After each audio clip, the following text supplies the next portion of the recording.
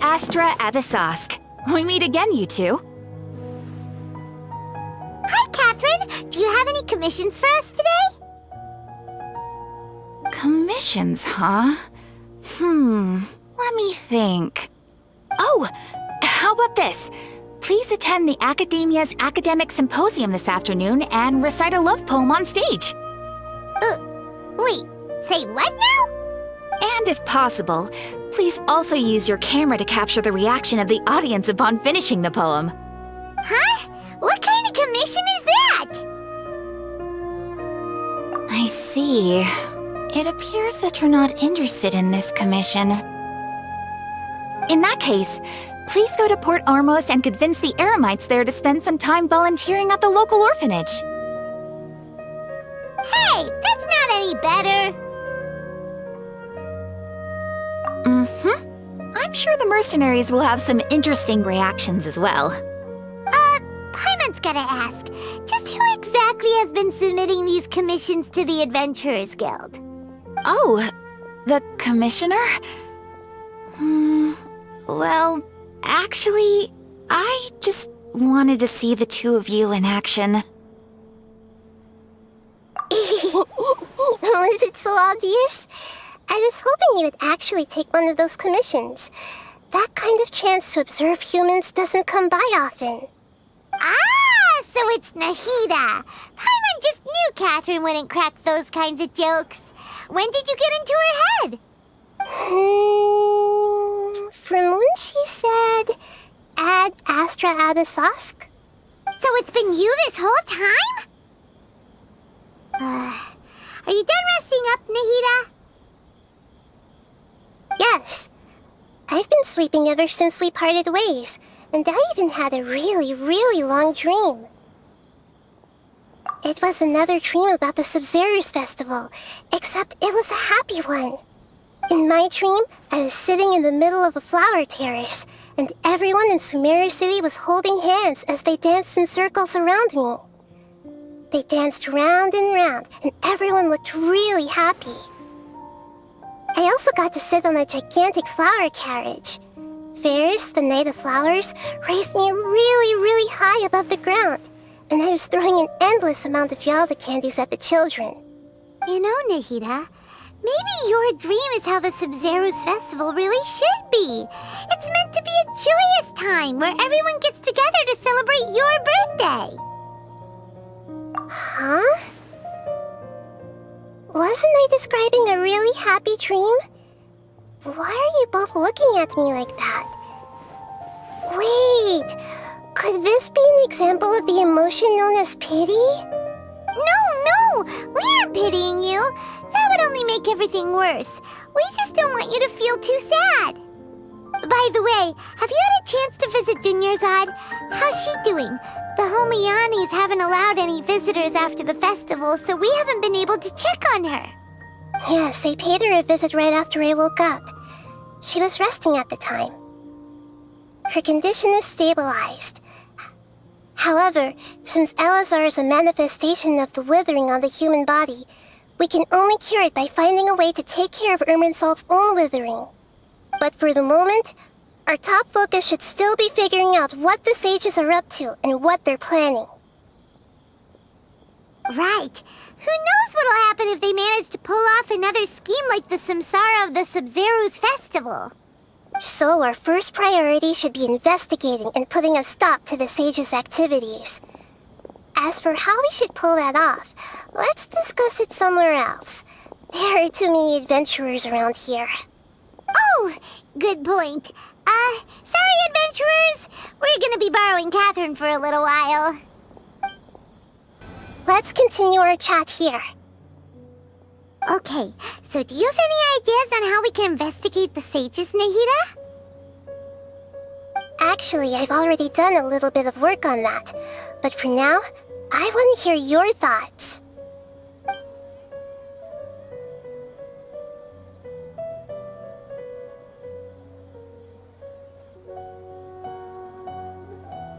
We're in the dark as of now.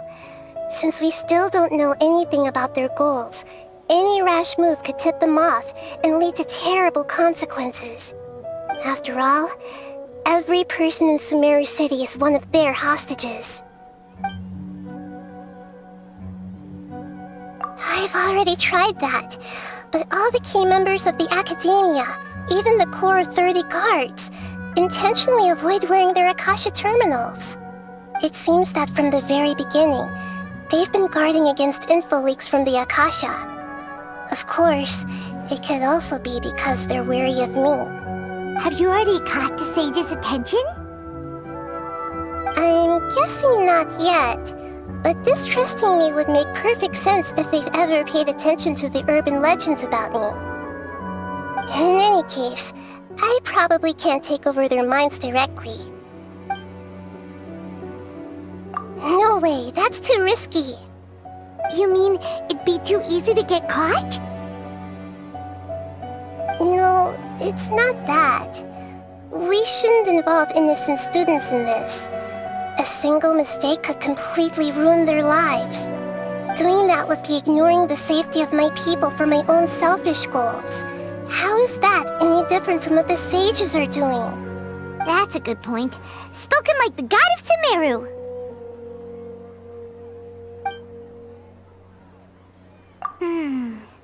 Are we really out of ideas? Nahida, you're super smart, so you already have something in mind, right? Don't keep us in suspense. Spill the beans already. According to a popular theory from the Vahumana Darshan of the Academia, rejecting impractical motions at the beginning of a planning session will give more weight to the actual proposal. Okay, but aren't you the god of wisdom? You don't have to use that kind of gimmick to make us take your ideas seriously. Well, I've been thinking that if I can't directly possess the leaders, and if I can't get ordinary people involved, then I should find someone who's already involved, but hasn't decided to side with the sages. You're saying we should recruit a spy? That does sound like it could work. Oh, before coming back, we met someone named Alhaitham. He seems like he acts alone, and he likes doing stuff behind the Academia's back. They probably aren't in cahoots. Actually, I already have someone in mind. Do you still remember that female scholar named Setaria? Setaria. Paimon remembers now. Isn't she the one who's always trailing behind the Grand Sage of the Academia?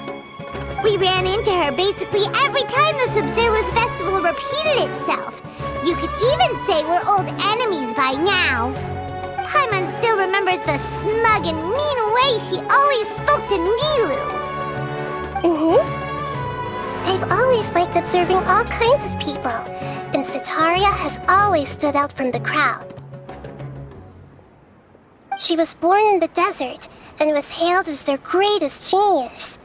Her academic gifts allowed her special admission into the Academia, and also gave her the opportunity to serve as the sage's assistant. Oh, Paimon didn't know she was from the desert. She must be pretty special then. Paimon feels like most of the desert dwellers around the city are working as mercenaries. The name Setaria means star. When she lived in the desert, she shone like the brightest star in the night sky. Later on, she was chosen by the sun. The star was given a place in the daytime sky to complement the sun's dazzling light.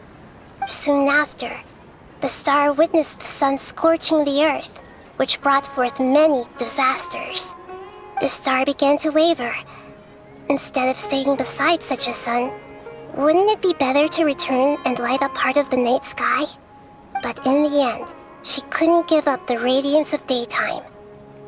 To cope with her shame, the star buried her guilt and closed her eyes. From the sound of it, Setaria's just hung up on the research opportunities here.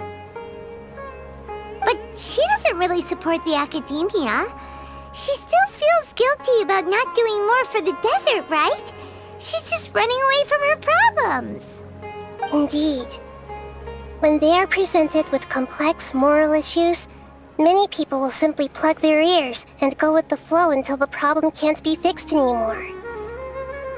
She's suppressing a lot of guilt, but before she realized it, She had already become the sage's accomplice. She can't deny her part in their schemes anymore. Right. We must somehow make her face her problems again. That way, not only can we get useful intel from her, but she can also use it as an opportunity to redeem herself.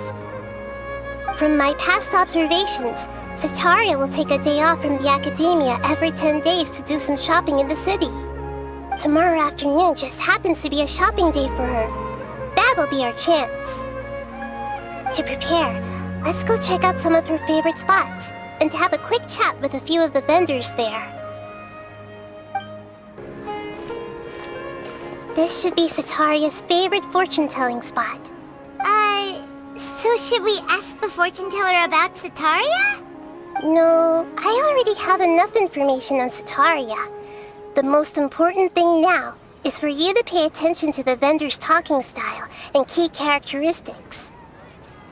Talking style and key characteristics?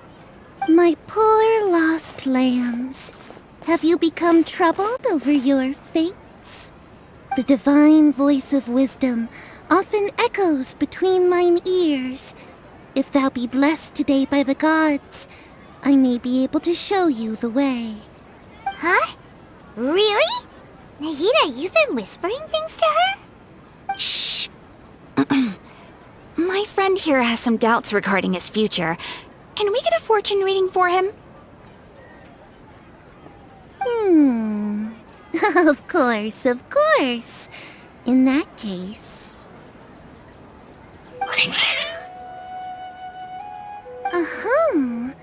It would seem that Harut and Marut are quite wary of you. Perhaps, at some time in the past, you have somehow offended the gods. Only mocking the god of Animo, questioning the lord of Geo's financial savviness, and brawling with the god of Electro. Do those count? Oh, nothing. Go on, pick an aspect for her to divine. Health prospects, no problem at all.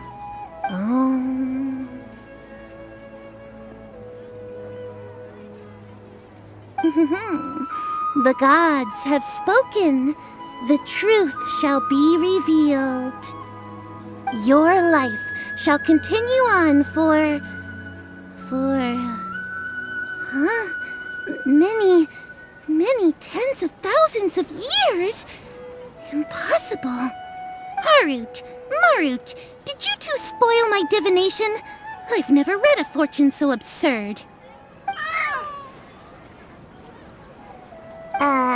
Actually, Paimon thinks this is probably the most accurate fortune-telling you've ever done.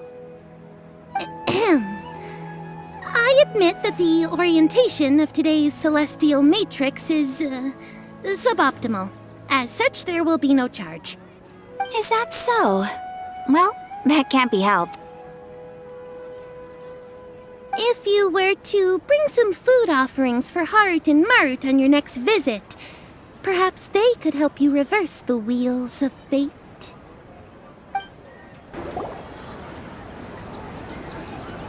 Is this another one of Setaria's favorite stalls? Yep. It belongs to a king. His father helped Setaria a lot when she first moved to Sumeri City, so she still comes by whenever she has time. When I start talking with him, listen carefully to the details of our conversation. Ah, dear customers! Would you like to look at some pottery? We caught wind of your great craftsmanship, so we specifically came to take a look. Oh, I recognize you. Aren't you Miss Catherine from the Adventurers Guild? Sounds like I'm in for some big business. Speaking of, where did you learn this trade?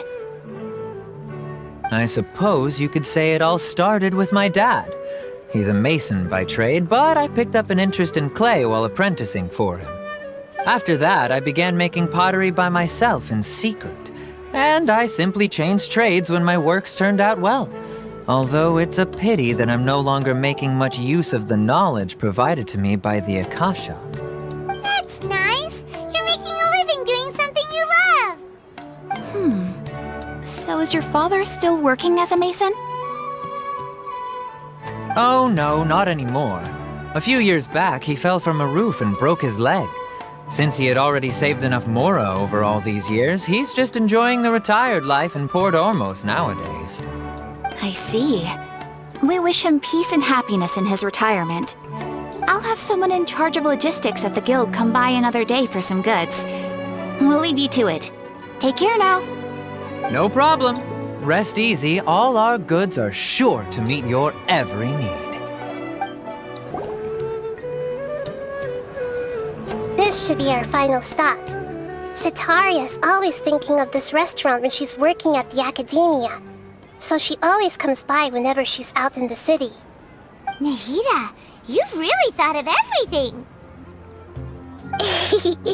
It's my duty to protect Sumeru's citizens, after all. Hi there. I feel like I've seen you down by the docks before. Huh? Sorry, I don't quite remember. If I recall, you were having a discussion with someone about shipbuilding at the time. Ah, that's right! I've always been really interested in feats of marine engineering. After all, I grew up in Liyue Harbor and spent my entire childhood staring at the ships going in and out of the port. I came to Sumeru to study, but failed to make it into the academia due to my lack of talent.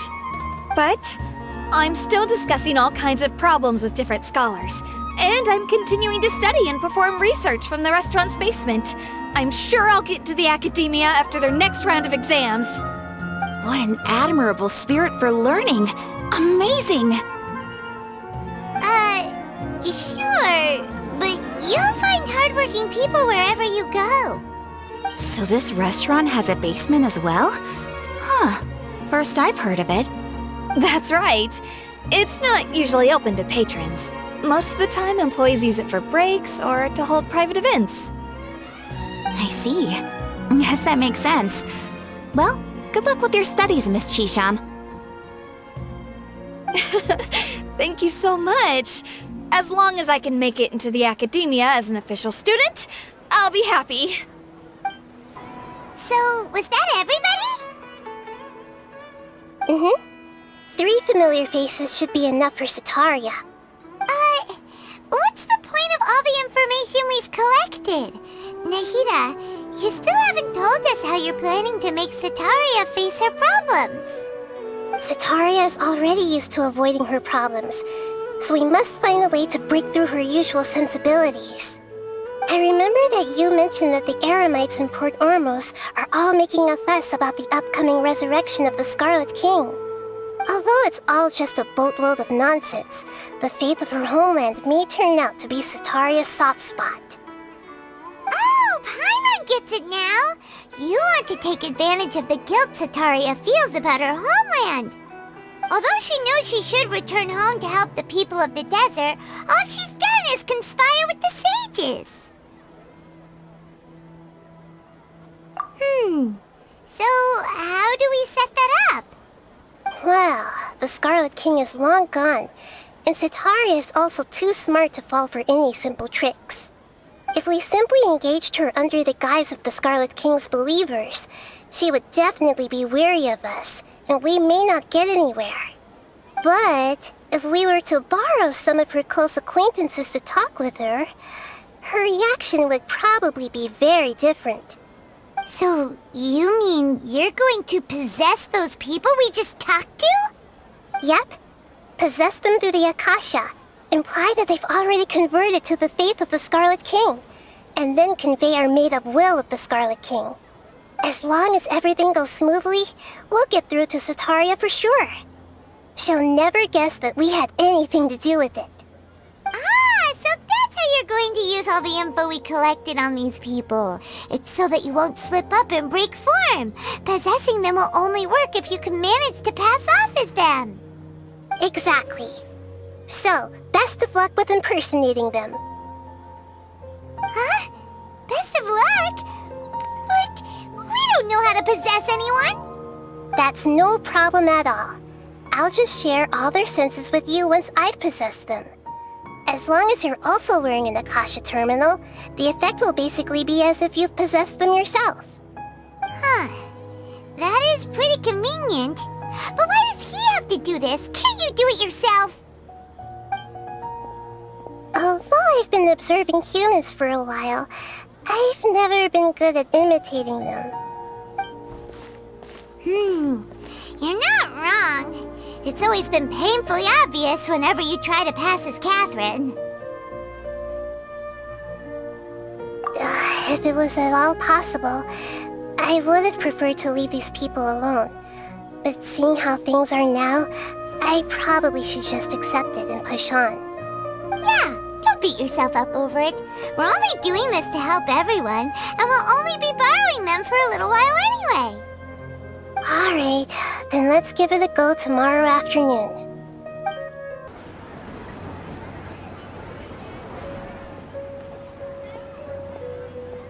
Oh, here she comes. Setaria's here. Let's quietly follow her. Once she starts talking to her acquaintances, we'll find a safe spot to begin possessing them.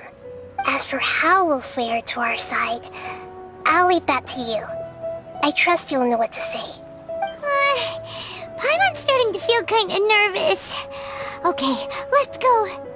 Looks like they've already started talking. Let's find a hiding spot and get started.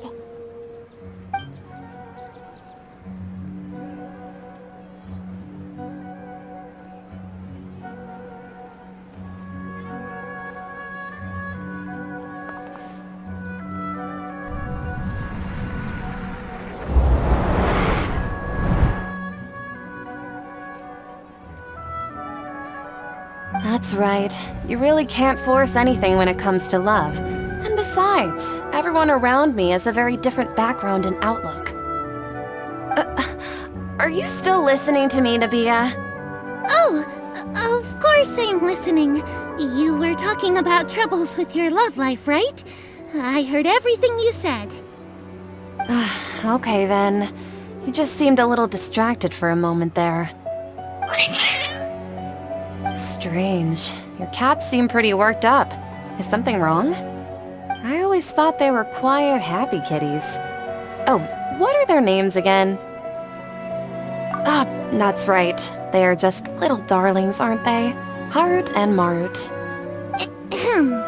So, which fortune do you want me to read for you today?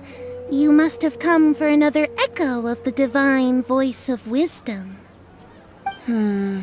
I'd like to get another reading on my love prospects, but to be perfectly honest with you, I feel like I've been a real mess recently. A mess? Well, could you do a reading on how long it'll take me to finish my current project at work? I really just want to get it over with. I hear you. No problem at all. The gods will reveal the truth.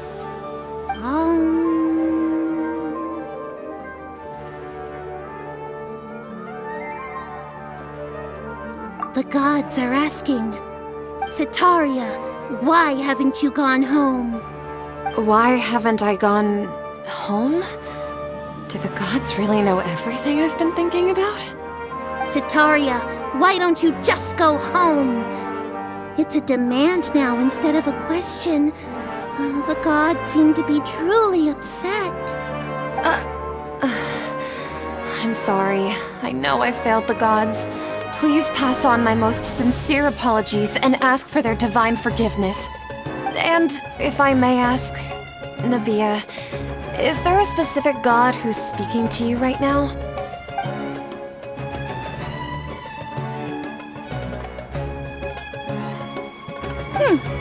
What an inconsiderate and naive question. The god who is speaking to me is, of course, the wisest and mightiest of all, the Scarlet King. The Scarlet King? No wonder he would make such a demand of me. Oh, wait a second. The Scarlet King passed away a long time ago. Even though news of the Scarlet King's resurrection has been spreading like wildfire, it's all just a misinformation campaign from the academia. How can the Scarlet King still exist in real life? What insolence! I am the Scarlet King's most loyal believer. Do you wish to refute his voice of wisdom? Oh, no. As a child of the desert, I am only reveling in his power upon learning that his divine glory has touched even this city. I will think very carefully about his demand of me. I'm sorry, I must go now. Wait!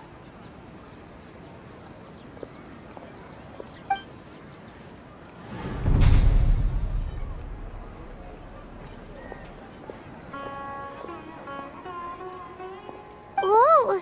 She just ran off in a hurry. She looked pretty upset, too. Well done. Setaria didn't seem to suspect anything amiss. To have something she's been trying desperately to avoid show up out of nowhere and berate her, that must have shaken her to the core. Aw, Nahida, it seems like you understand human emotions really well after all. All I know are some abstract Harvard-taught theories. And in any case, my time with you has shown a lot of them to be utterly useless. I'm still trying to make sense of everything. Anyway, enough of that. Let's hurry and catch up to Setaria.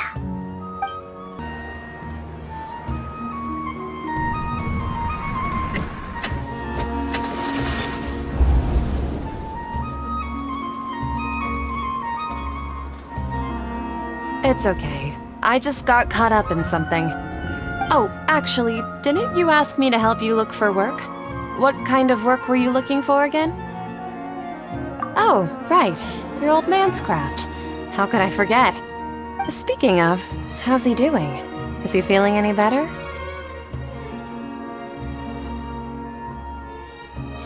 Oh, that's good to hear. I've been thinking a lot about him. If I could get some more time off, I'd love to pay him a visit. Actually, while we're talking about him, is he still living in Port Ormos? Yeah, he's been retired there for a while. If you could find the time, please write him a letter. Please pass on that recently, faith in the Scarlet King has taken root in Port Ormos and has begun to spread across Sumeru. He has a quick temper and has always been a devout follower of the Dendro Archon. I don't want him to get into a fight with those Scarlet King believers because of a difference in beliefs. Oh? So, who are you siding with in all of this? The Academia or the Scarlet King? I'm so jealous of you. You were born a child of the desert, yet you chose to betray the Scarlet King, and now you spend all your time with those crooks from the Academia. Akeem, you don't mean you've also become a believer of the Scarlet King? What's so strange about becoming a believer of the wise Scarlet King? In fact, aren't you the strange one? The one who still can't pick a side? Can't pick a side? Me? Whoa! Paimon had no idea you'd be so good at this!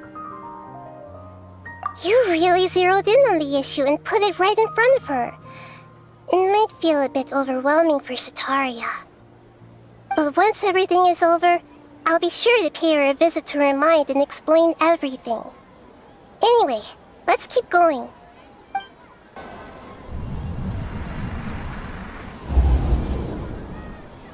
So, Shishan, have you noticed anything weird in the city lately?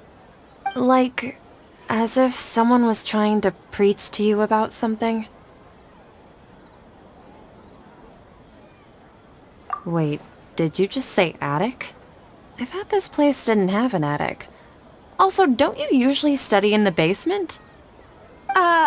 Well, the restaurant recently added an attic. I've been studying there because it has better lighting. Oh, right. Speaking of strange things, I celebrated the Sub-Zerus festival so many times that I lost count. That was really weird. Wait, how could you be aware of that?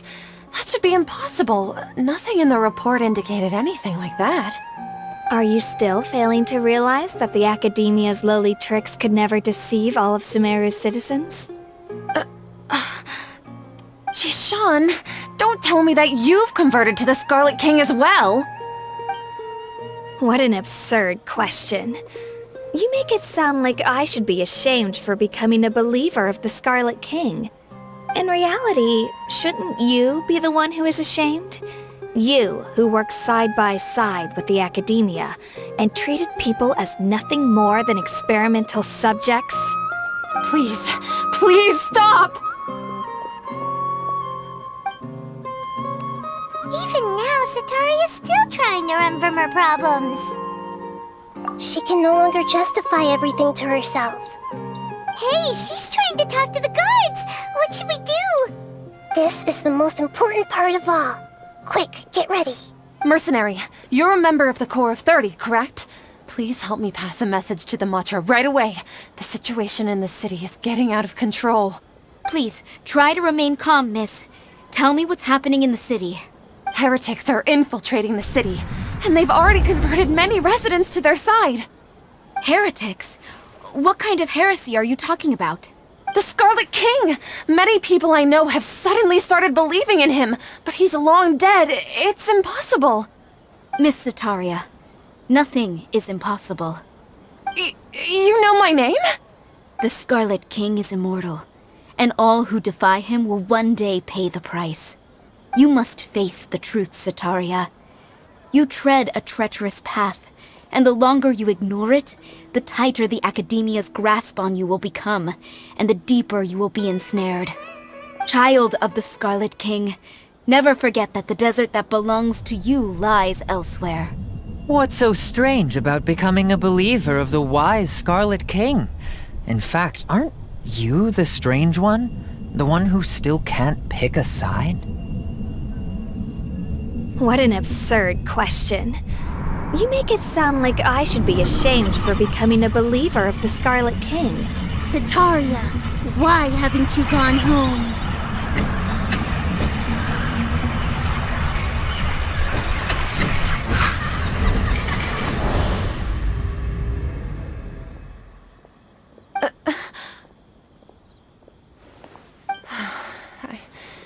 It seems that no matter where I run, I only keep finding more believers of the Scarlet King. I have to say, this is a familiar feeling. I've also been running from my guilt this whole time. Guilt over my part in the Sage's plans, and from ignoring the letters from the children of my homeland. But no matter how much I may try to ignore or get rid of it, my guilt always comes back. You won't necessarily lose your research opportunities by facing the truth. Besides, did you really want to conduct your research while carrying such heavy feelings of guilt? How do you know me so well? Are you truly just a believer of the Scarlet King? Or are you the god himself? That's not important. The important thing is to pass judgment on the Academia and its sages, and to correct their mistakes. If you could provide some assistance in this matter, perhaps it could serve as a form of atonement. I've actually never believed in the gods, but I've always believed in serendipity. Your appearance must be a fated opportunity for me to get out of this wretched situation. Please tell me, what can I do for you? How much do you know about the sage's current activities? I was just one of the designers for the massed dream harvest scheme, which is what happened around the Sub-Zeru's festival. But I know very little about the full scope of the overall project. I'd assume that only staff with the highest clearance would have access to those confidential documents. I've just been working to meet the Grand Sage's specified requirements. However, there's something that's been really bothering me. I heard that a scholar who was previously expelled has returned to the city, and even the sages are still quite wary of him. To fight against the Academia, we will need to figure out the nature and the purpose of their work. Is there a way for us to get access to the confidential documents you mentioned? It should be possible if we're willing to take some risks. After all, I'm an assistant to the Grand Sage, and I've been working on many tasks outside of the project. One thing, though, I won't be able to transfer the documents to you through the Akasha once I get my hands on them. The sages have always closely monitored all activities within the Akasha. Let me see. Let's use the most primitive method. Send someone to pick up the documents tomorrow evening at the Academia entrance. The Academia entrance. Wouldn't that be too conspicuous? Don't worry about that. I assure you, this won't be a trap. I'm only suggesting this location because it'll draw more scrutiny for me to leave the academia again. It'll be safest for me to distract the guards long enough to hand you the documents. Alright, I trust you. So, if I were to successfully complete this task, would it mean I've atoned for my wrongdoings? That'll depend on the judgment of the Dendro Archon. The Dendro Archon. That's right. Her people are the ones we have endangered. As the god of wisdom, she's also the one responsible for judging and guiding the scholars. Maybe it's time for me to find a god to believe in. Just as Nahida predicted, we've managed to bring Setaria to our side! The Traveler's execution was ingenious. He's the one who deserves all the praise. Well, now that we've made plans to meet again tomorrow evening, all we can do is pray for Setaria's mission to go off without a hitch. Pray? But if we're going to pray to the gods, aren't we just praying to you? God of wisdom and guardian of the scholars? No. The truth is the true guardian of scholars. I've always believed that. Anyway, let's meet again tomorrow evening at the Adventurers Guild. Catherine, we're here! Oh, you are the other Catherine, right? That's right. I suppose I'm the other Catherine in your mind. Shh! We're on a secret mission tonight, so we need to protect Catherine's identity. Yep, Paimon's right. We cannot fully rule out the chance that the meetup tonight is just a trap. If something were to happen, my existence may be the only trump card we'll be able to play. After all, the academia should still be unable to confirm the existence of my consciousness in the outside world. Yep, exactly, just what Paimon was thinking. Anyway, enough about that. Let's just make sure to be on our guard. Off? What do you feel is off? It's the middle of the night. Of course it's quiet. You're not getting paranoid, are you? No, I think he's right. It really is a lot quieter than usual. If you look around, there seems to be fewer people on the streets. I'm not sure if this is the case for the entire city, though. Huh. Maybe it's just a coincidence. Maybe Setaria figured out a way to not only distract the guards, but also to get everyone to go to sleep early, just so we can exchange the documents in peace. I also can't quite figure out why things feel a little off. But now that we're here, let's go ahead and meet her as we planned. Well, regardless, as long as you're here with us, Paimon feels a little safer.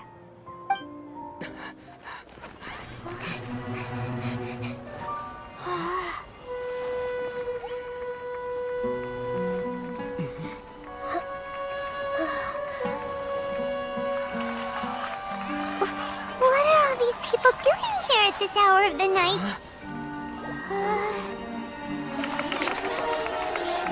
Ah, the triumphant hero returns at last.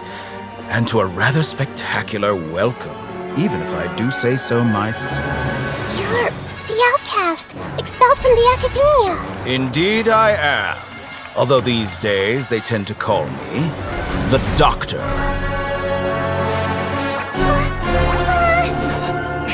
If you're looking for your researcher friend, she has already been taken into confinement. With some basic caution, she could have discovered the listening device on her person. Clearly, she lacks the degree of rigor expected of a true scholar.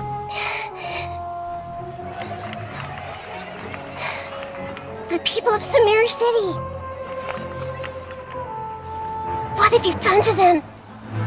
I simply made some minor adjustments to their Akasha terminals. Now they can deposit information directly into the subconscious. As you can see, all these lovely people now believe this traveler is a hero who has just saved the world. My experiment is a success. And now it seems they can no longer hold back their sheer adoration. Oh no, what should we do? These are all just regular people. Leave now. You need to get out of here. What? That guy's a Fatui Harbinger! We can't just leave you here! Nor can I abandon the people of Sumeru.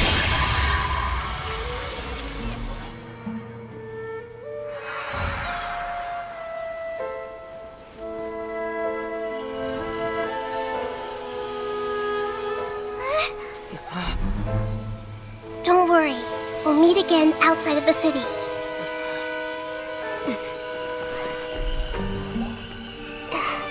I see. You appear to have overridden their mental faculties with your own consciousness. To possess such a powerful mind, you must be the god of wisdom.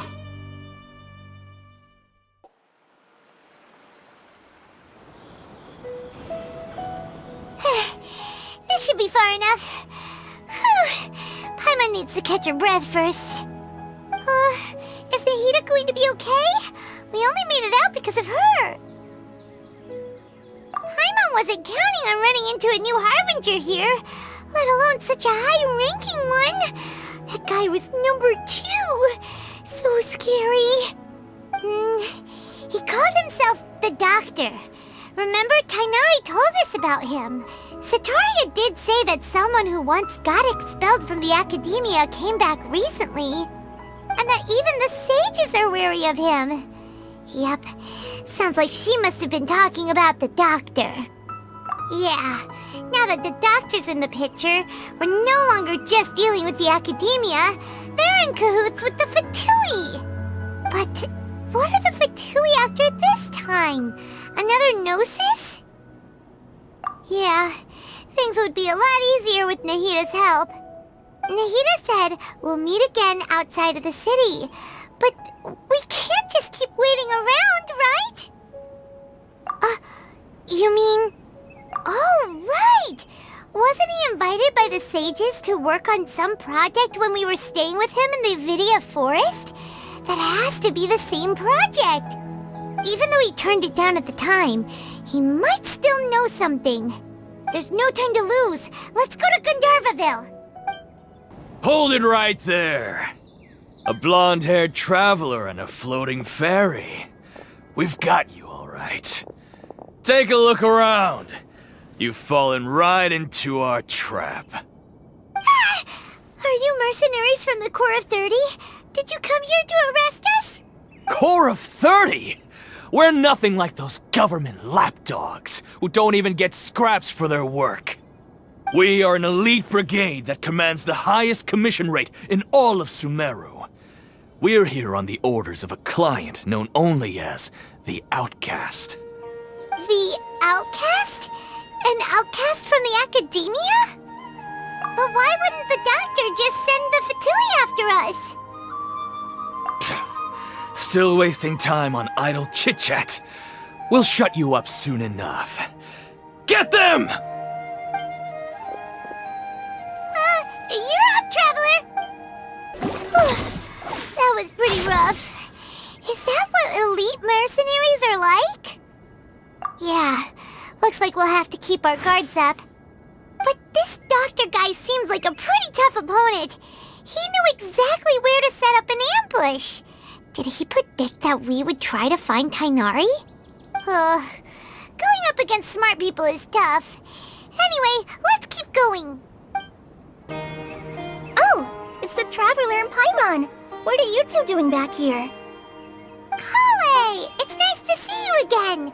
Are you doing alright? To be honest, I'm not doing too well. My Elazar has been progressing at a faster rate lately. I'm finding it harder to complete more intricate tasks.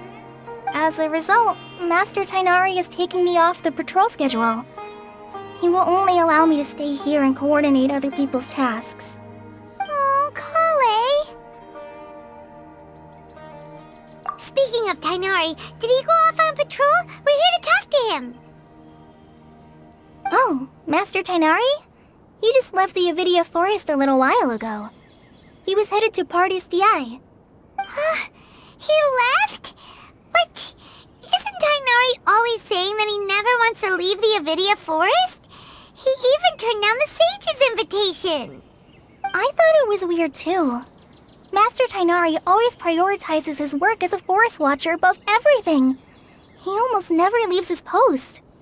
He left in a hurry this time, though. No, I only found out that he left through a message he left behind.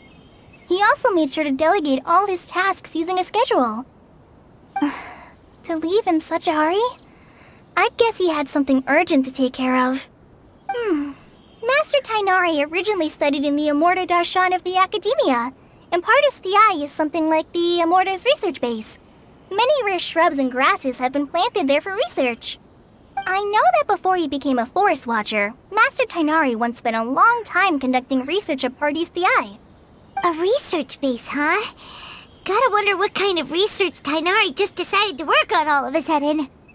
Oh, we don't have a lot of time, so let's go look for him at Party's DI. Don't worry, I'm fine. I'm used to living with Elazar by now. If you run into Master Tighnari, please send him my regards. Got it. Will do. See you later, Kale.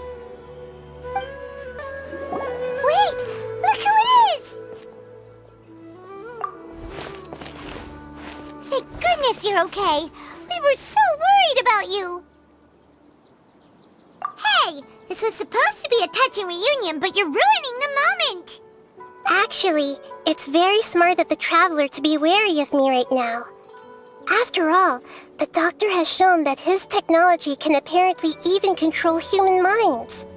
Plus, it's not like you could have known what happened after we split up and I was facing the Doctor by myself. Even a pool of stagnant water after a torrential storm can occasionally pass as a patch of sky. Paimon feels like only the real Nahida could come up with such an obscure analogy. Huh? But I wasn't trying to win your trust or anything. All I wanted was to clarify my point. Well, we understand that point now. Please, Nahida, tell us more about what happened. Are those poor people all right? When you left, I was still in the middle of restoring everyone's minds. Thankfully, when the Doctor mentioned depositing information into the subconscious, he didn't mean engraving information into their minds.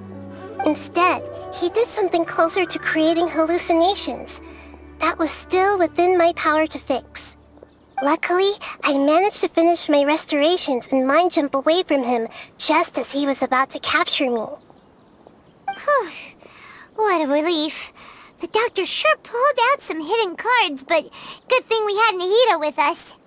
I wouldn't be relieved just yet. I gave away my true identity when I restored everyone's minds, which means we've lost another one of our trump cards. Also, the Doctor is already an expert at modifying Akasha terminals. Maybe it's only a matter of time until he captures my consciousness inside the Akasha. Would that mean you'd no longer be able to jump between minds? Then how do we stop him? He's still at the Academia, so it's possible he already started messing with the Akasha. Ugh, it feels like he's toying with us. What a nasty piece of work.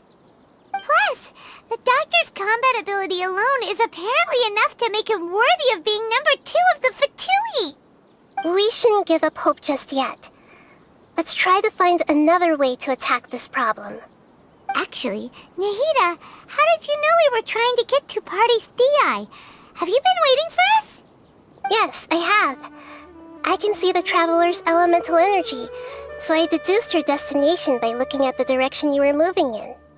You didn't come here for sightseeing, right?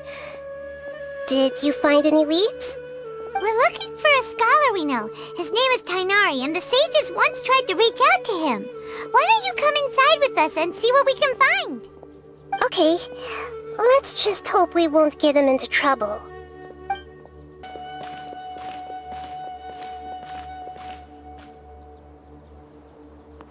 Traveler? It is you! Ah! The voice! It's Hypatia! Ah, pleasant surprise. It's so nice to see the two of you again. Who's this? She's a scholar we met in the Avidia Forest. When we last saw each other, she was still training in the... what's it called? Satyavada life? Oh, I see. That's right, we're old friends. You've come at just the right time. Ever since I've come here, hardly anyone has even talked to me. Hypatia, you're way too excited about this. Actually, for you to leave the Avidia Forest means... you're not in training anymore? Wait, no. Did you already finish your training and reach Paripurna life? What do you think? My consciousness has already managed to make contact with the divine. You did it! Congratulations! It's so exhilarating to share this sublime joy with others at long last! When my consciousness made contact with the gods, what a supreme and unparalleled experience that was! That sounds incredible! Oh, all right. Actually, please wait. I haven't forgotten my promise to you. Remember? I promised to help you understand what you saw from Irminsul once I gained deeper insights. My current self has not only gained true insight, but I can even help you establish a direct connection to the consciousness of the divine. You can do that? I've never heard of anything like that, but if you want to give it a try, I'll do my best to protect your consciousness during the process. Hold on. I brought some spirit-born ale with me. This is still a crucial part of the ceremony. We're using that incense again? All right now. Hold my hand. I'll help you establish a pathway to connect your consciousness. Okay. Ready?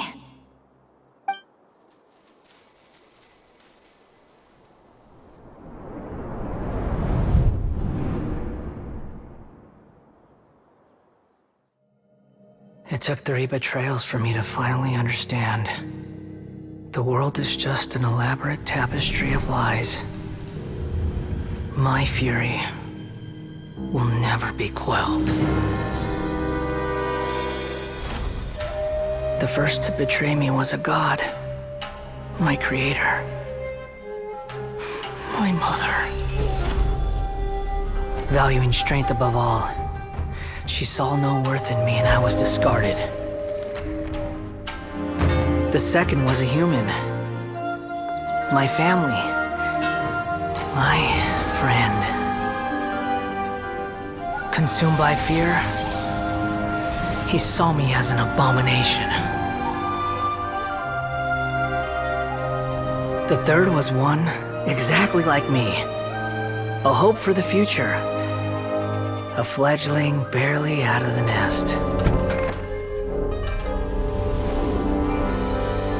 Powerless before his mortality, he broke his promise to me.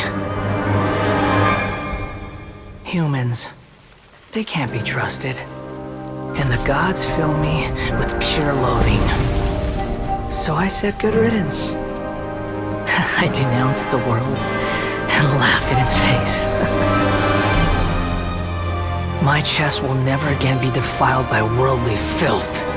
I will scrub away every last trace of human emotion.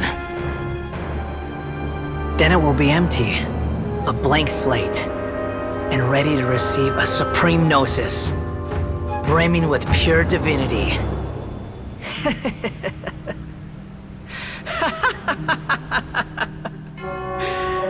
There is no need to fear. The pain will be brief. Your era is coming to an end.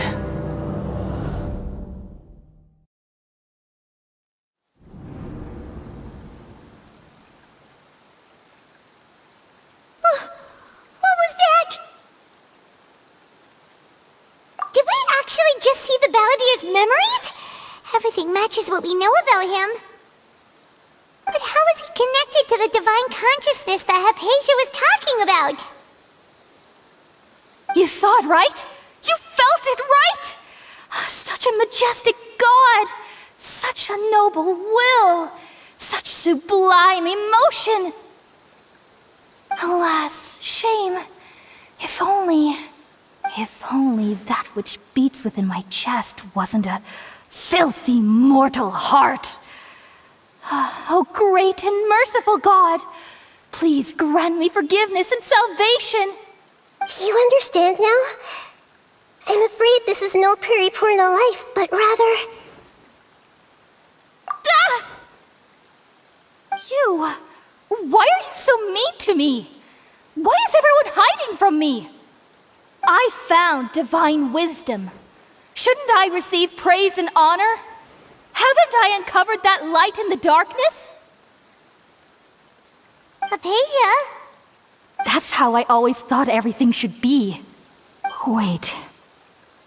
Have I already lost my mind?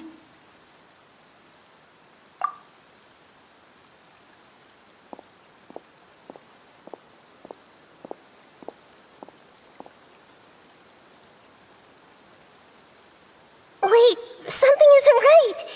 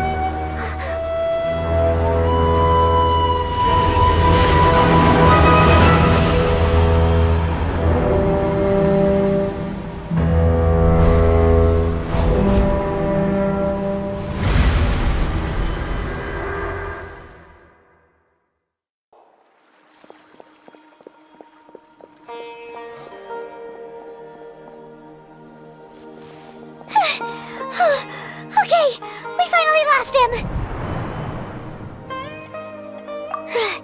Are you okay, Nahida?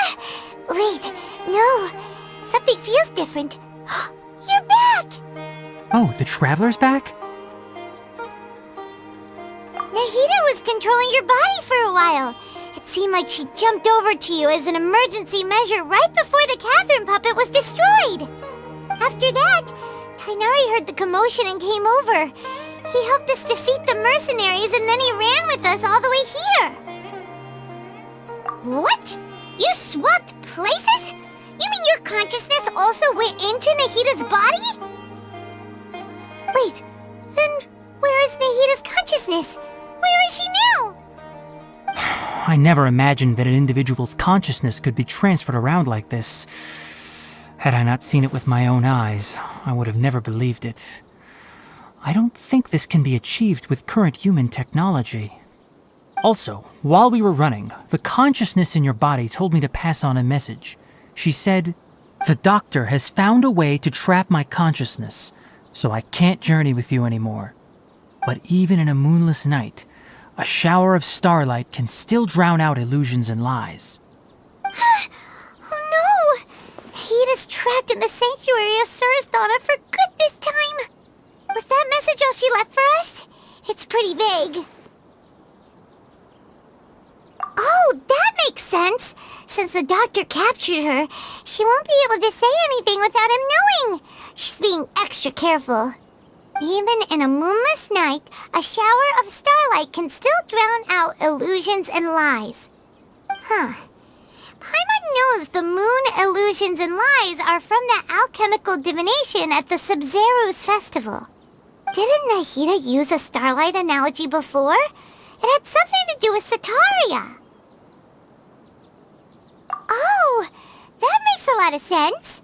Huh. Do you think Nahida was telling us to go find help in the desert? But she isn't with us anymore. Think we'll be okay? Paimon, you said Sanctuary of Surasthana. Does this mean that this Nahida you're talking about, the consciousness who was occupying the traveler's body, is the Dendro Archon? Your guess is correct, but the situation's a bit complicated, so it's really hard for us to explain right now. That's all right. A scholar's curiosity doesn't need to be appeased right away. As for the complicated nature of the situation, safe to say I have witnessed that for myself. I've spent some time with you, and it looks like the Dendro Archon's also on your side, so I trust you. Thank you, Tighnari. Oh, actually, we came here to ask you a question. What do you know about the project that the sages have been working on? Ah, that. While I was indeed invited to join that project, the sages were always secretive about its scope and goals, so I eventually declined. All I know is that that project has something to do with the restoration of Irminsul. Huh? Did you see something when you were in Nahida's body? What? Do you have any evidence?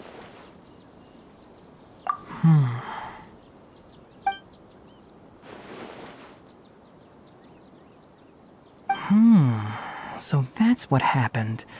That explains why Hypatia's symptoms were different from those of the other scholars who went mad. It's because she made contact with the consciousness of a new god who is still in the process of being born. Tighnari, did you leave the Avidia Forest because of Hypatia? I did. I noticed Hypatia's mental anomalies, but since her symptoms were rather atypical, I secretly took her to Pardes Dii and began searching for a way to return her to her normal self. If I didn't take action, Hypatia would have already been taken by the Matra to the desert, doomed to a life of exile at Aru village. Now that you mention it, I knew the Academia has never thought particularly highly of Lesser Lord Kusanali, but I still didn't expect them to do something as arrogant as creating a new god. Looks like I made the right decision by not accepting their invitation. The Doctor and the Balladeer. We have 2 Fatui Harbingers in Sumeru. Sounds like we're in for a bad time. From your description, I don't think they've completed their project. There may still be room for us to intervene.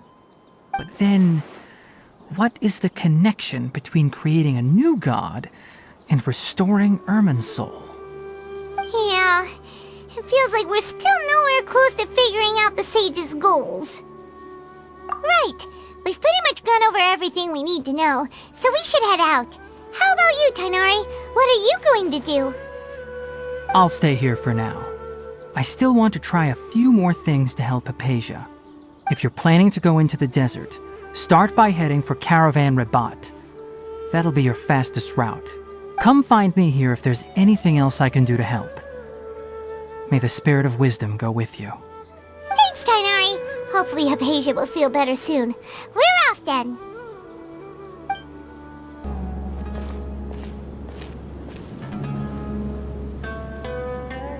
We finally made it to Caravan Rabat. It's pretty lively here. So, just past this wall is the desert, huh? Oh, wow. Paimon remembers hearing people call this the Wall of Samiel. It's made to block sandstorms from the outside. Oh, if it's this tall, it's gotta be the divine work of Greater Lord Rukkhadevata, right? Enough gawking. Come on, follow me. Huh? Over here.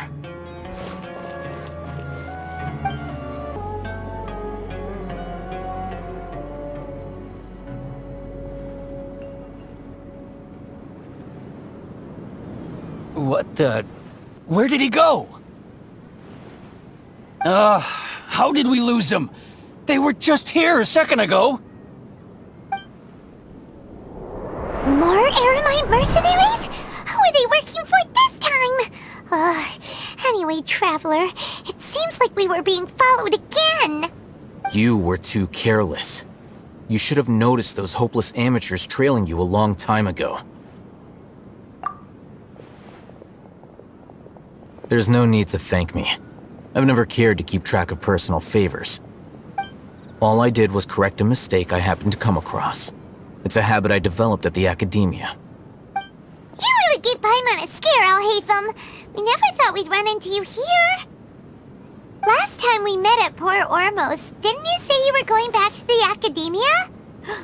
Wait, don't tell Paimon that you're here to take us back on their orders! Oh, so you've already landed yourselves on the Academia's hit list. I can't say that I didn't expect it. However, had I wished to turn you over to the Academia, don't you think you'd already be the Eremites' honored guests by now? Oh, right. You do have a point. I have no interest in running errands for that project. As a scholar, I've always belonged to the camp that promotes researcher autonomy. And these days, you're more fascinating than anything the sages can offer. Not quite. To tell you the truth, I'm still investigating the Divine Knowledge Capsule. Unfortunately, I've run into some difficulties. Everyone says the capsule originated in the desert and was eventually moved to Port Ormos.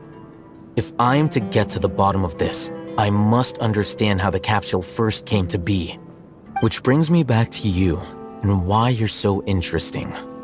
The leader of Ain al-Ahmar used the Divine Knowledge Capsule right in front of you, and upon seeing him, your expression became perplexed, and you were lost in thought for quite some time. To have that kind of reaction, I think you must have realized something. Are you interested at all in sharing what you've been hiding from me?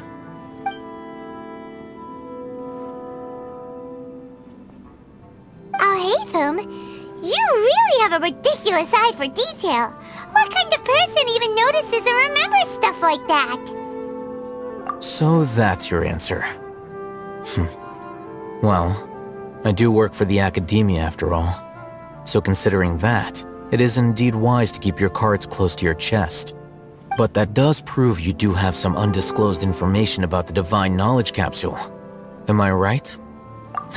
No matter. Rather than simply learning the answers from you, I'd still prefer to investigate on my own. Speaking of, you two are also headed to the desert? That's right! We have the same plan as you! But we don't really have any concrete goals at the moment. Then I'd suggest starting with Aru Village. It's the largest settlement in the desert, so it'll probably have more resources and intel than anywhere else. Well, would you like to head there together? It's always better to travel with someone you know. Let's go! Before us lies Aru Village, the safe haven of the desert folk. Whoa, this landscape is really something else. What a cool place! Let's go check it out!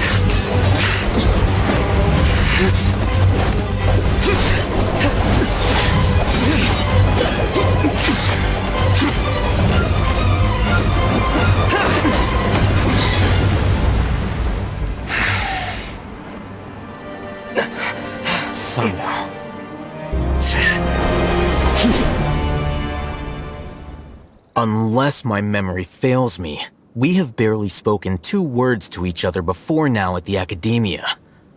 Would you care to enlighten me as to when and how I invited the General Mahamatra's wrath? Oh, Hatham.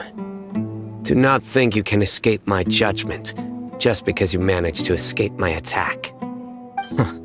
Judgment? So that's how you'd characterize your actions here, is it? Or would elimination perhaps be a more accurate description? Had I used my full strength, not even this traveler would have been able to stop me.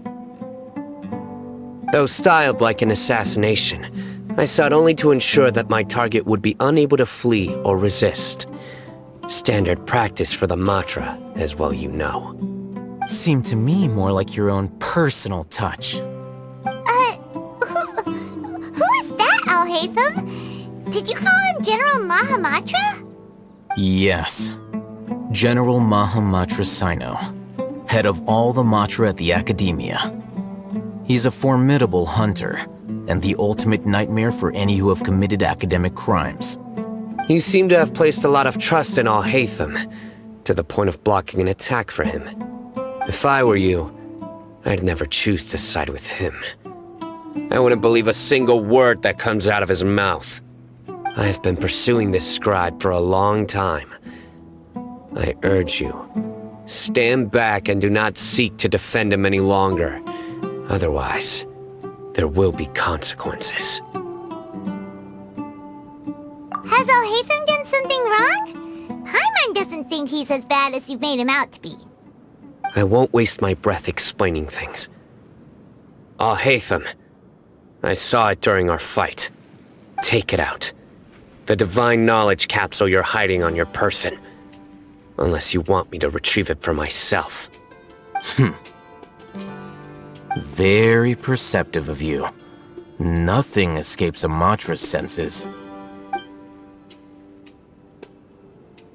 Wait, the divine knowledge capsule?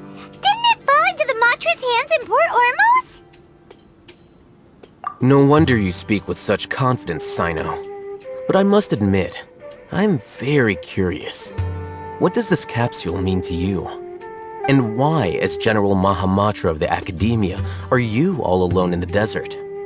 As far as I'm aware, the other Matra have been speculating about your disappearance. Have you been given a mission that's, let's say, morally dubious?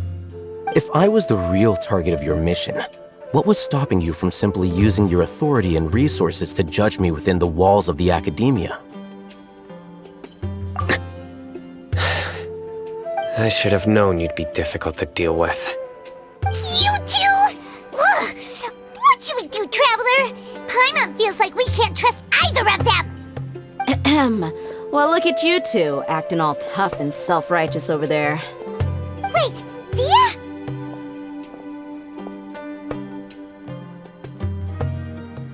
Great! Finally someone that we can trust! You gotta help us out here, otherwise these two are gonna start fighting again! Yeah, sure looks that way. Two giants from the Academia duking it out once and for all. Not something you get to see every day, that's for sure. Listen, I know you academic types love to fill up your big brains with self-righteous morality and lord your empty rules and virtues over each other. But how dare you bring your petty disputes into the safe haven of Aru Village? It seems like someone's gonna have to beat some sense into your thick skulls until you finally learn to respect these grounds.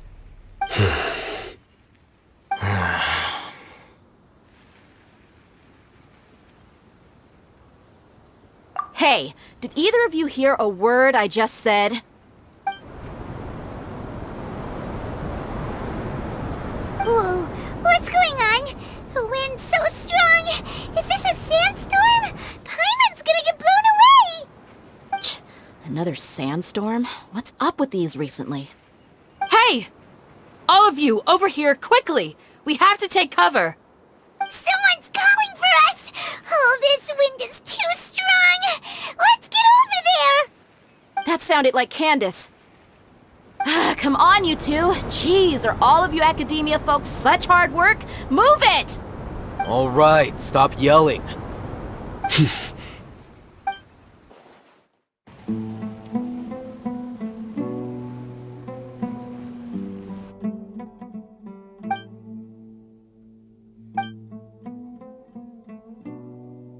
Well, this is pretty awkward. Hey, wanna play sardines with three people who wanna tear each other limb from limb?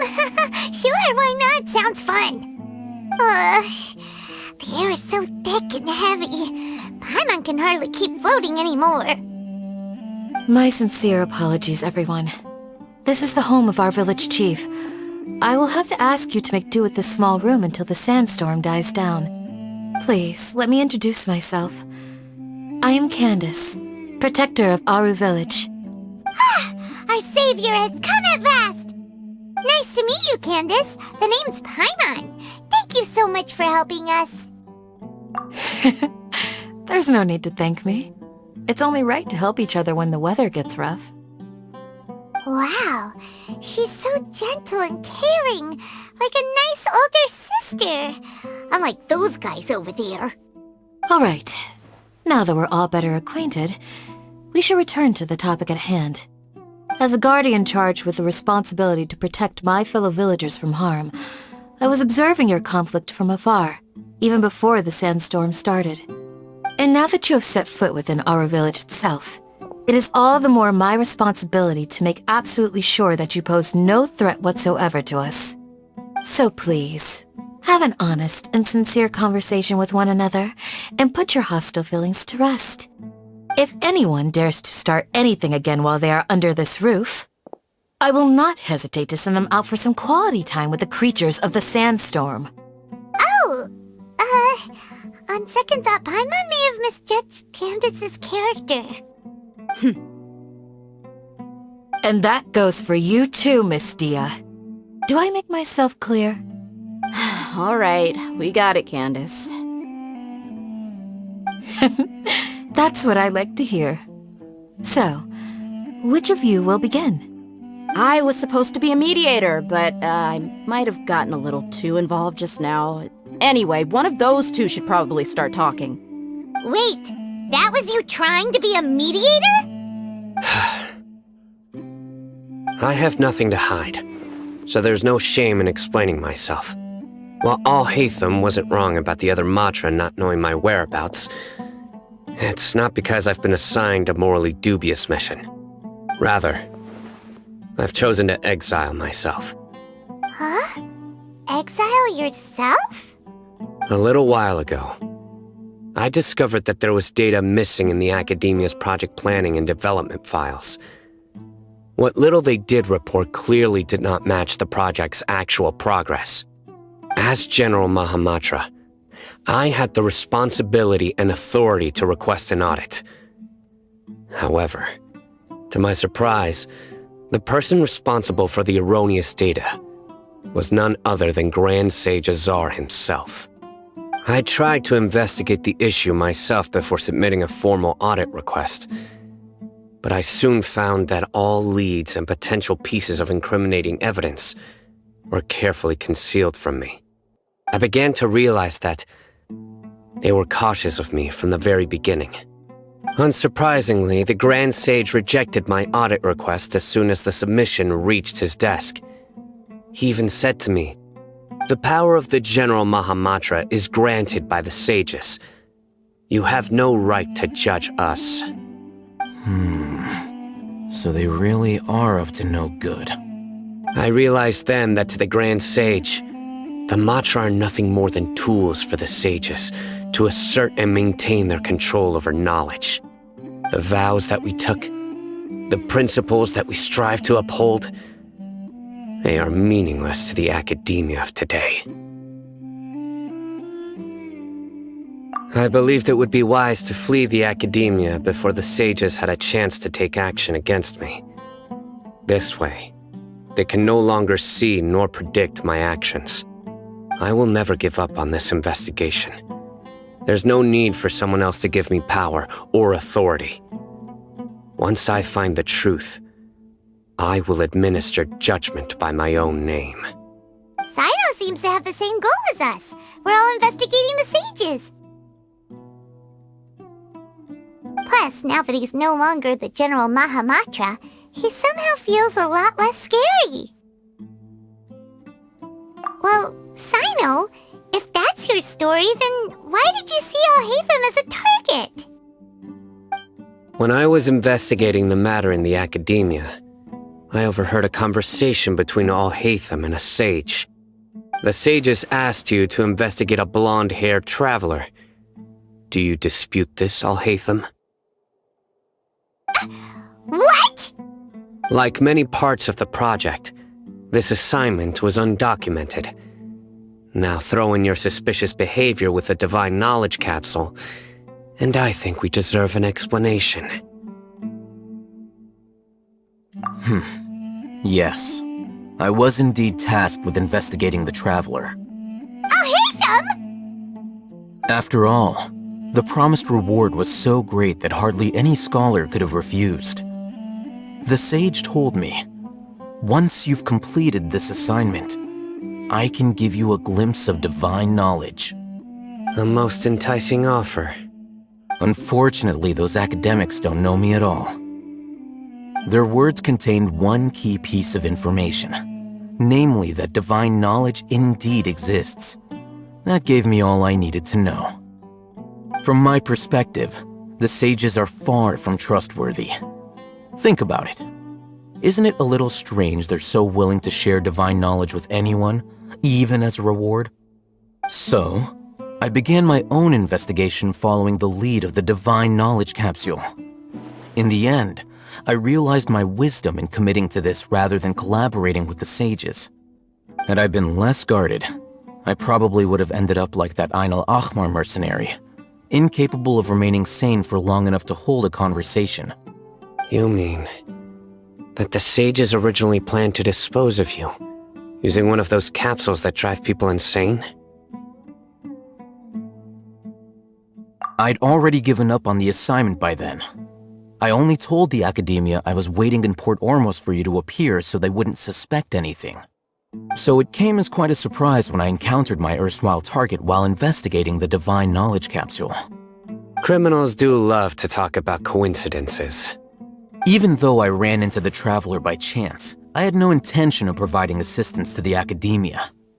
Also, you should remember, you were the ones who decided to follow me and strike up a conversation after I left that tavern. That's true. Al-Haytham helped us out at Caravan Rebat as well. Maybe he's telling the truth. I'm willing to apologize, if that's worth anything to you. I took the Divine Knowledge Capsule behind your back because I judged its existence to be a significant risk. I felt that it would be best for no one to interact with it before it had been properly studied. After all, curiosity often proves to be the most dangerous thing in this land. You should be well aware, Scribe Al-Haytham, that curiosity can also lead you to danger and suspicion. Answer me this. Did the sages share any information about their project with you? Have I not made myself clear? You and I are both distrusted by the Academia. Do you really think they would tell me anything? Fine. Although you haven't completely proven your innocence, I won't regard you as an enemy, for now. As you wish. Good. I'm glad to see you two clearing up your misunderstandings. And now you, Dia. I believe it's your turn. Oh, sorry. Whatever the boys were talking about must have been so boring that I spaced out. My situation is pretty straightforward. My employer, Dunyarzad of the Homayani family, is friends with the Traveler and is currently recovering from her illness at home. I had nothing going on, so I decided to return to Aru village for a visit. I was actually looking forward to a pretty exciting time getting back together with everyone here. But then I saw these two random guys in the middle of a pointless argument. It ticked me off, and things went downhill from there. Is that all? Well, I will admit that definitely sounds like your style. In that case, welcome back, Dia. That's more like it. I missed you all so much, Candace. Whoa! What was that sound? No need to worry. Now that you're no longer at each other's throats, please make yourselves at home. I'll take a quick trip outside to clear out some of those creatures in the sandstorm. Creatures? In the sandstorm? Are you sure you don't want some backup? Fighting in a sandstorm is not for the faint-hearted. Anyone without extensive training in these conditions is at a disadvantage. You needn't worry. Yeah, just leave him to Candace. Don't worry, she's as tough as they come.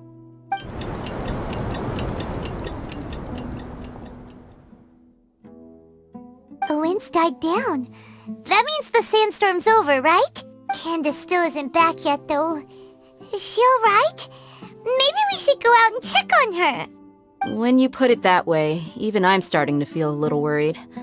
All right, let's go. We've been here long enough, and the boys are as chatty as the floor. Ooh, Candace, you're still fighting? You've been out here dealing with these creatures the entire time? Yes. They just keep coming in waves. I've lost count of how many I've defeated. Before I realized it, even the sandstorm had stopped. Ah! Here comes another wave! Leave this round to us. I got interrupted earlier, but now I have something to take my anger out on. It's been quite a while since I've seen the Flame Mane in action. I'll leave these to you then. I'll be sure to put on a good show. Let's go! The creature stopped appearing. Was that the last of them? What we fought just now was probably the aftermath of the sandstorm. So we should be safe for the time being. Well fought, everyone. No injuries, I hope. Huh? Who are you? Ah, my apologies. I haven't had a chance to greet you yet.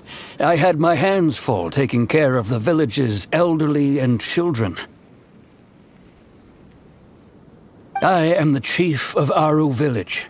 Everyone usually calls me Uncle Anpu. Sir, I am also originally from the desert, but I have not been back for some time now. May I ask if such sandstorms are common? I can't say they've always been common, but recently the storms have become increasingly severe and frequent.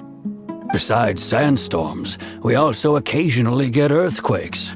According to an investigator who stayed in the village a while ago, these unusual natural phenomena are related to the withering of Irminsul.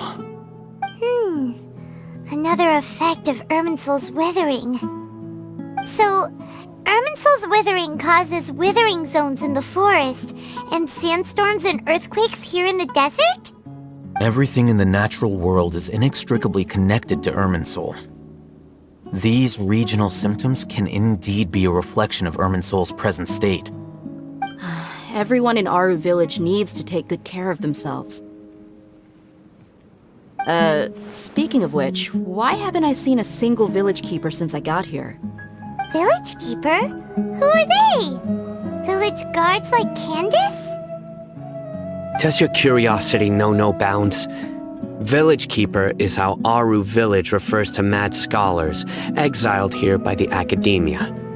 Most of them are scholars who lost their sanity after a period of training in the Avidia forest. The academia believes that their crazed mutterings may have a negative effect on the psyches of other scholars. So, they're forcibly exiled to the desert. Though if you ask me, it's all a boatload of nonsense.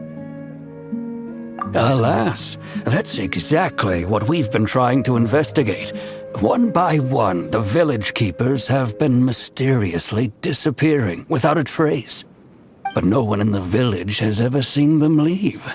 If you're planning to stay around the village for the next few days, I'd appreciate it if you could keep an eye out for them. I've had encounters with those people in the past. I'll see what I can do to help. The Matra are the ones responsible for their exile. Now that you're no longer with them, are you trying to alleviate your guilt and atone for your past sins? I'm fascinated by how you think. Mock me if you will, but if you are guilty, I will eliminate you, regardless of my position or identity. Oh, you're the former General Mahamatra. You must be an expert in these kinds of investigations. Thank you for your help. Is it because you're reminded of Hypatia? Oh, these poor scholars. First they lose their sanity, now this! We need to help get them back home, safe and sound. But, is it really a good idea to tag along with Sino? You seem like you really don't trust him. I'll be grateful for the assistance. No doubt you will do a better job than some of my former subordinates. Let's start by finding a spot to share what we know so far.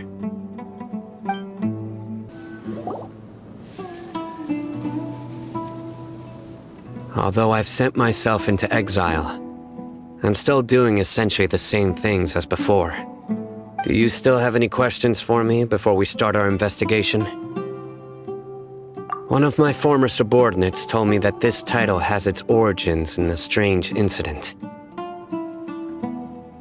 The Academia has long exiled mad scholars to Aru Village. A mysterious phenomenon exists here. When mad scholars first arrive, they are as incoherent and deranged as before. But after spending some time here, they invariably begin to calm down. Initially, the people of Aru Village greatly resented having to take in the mad scholars.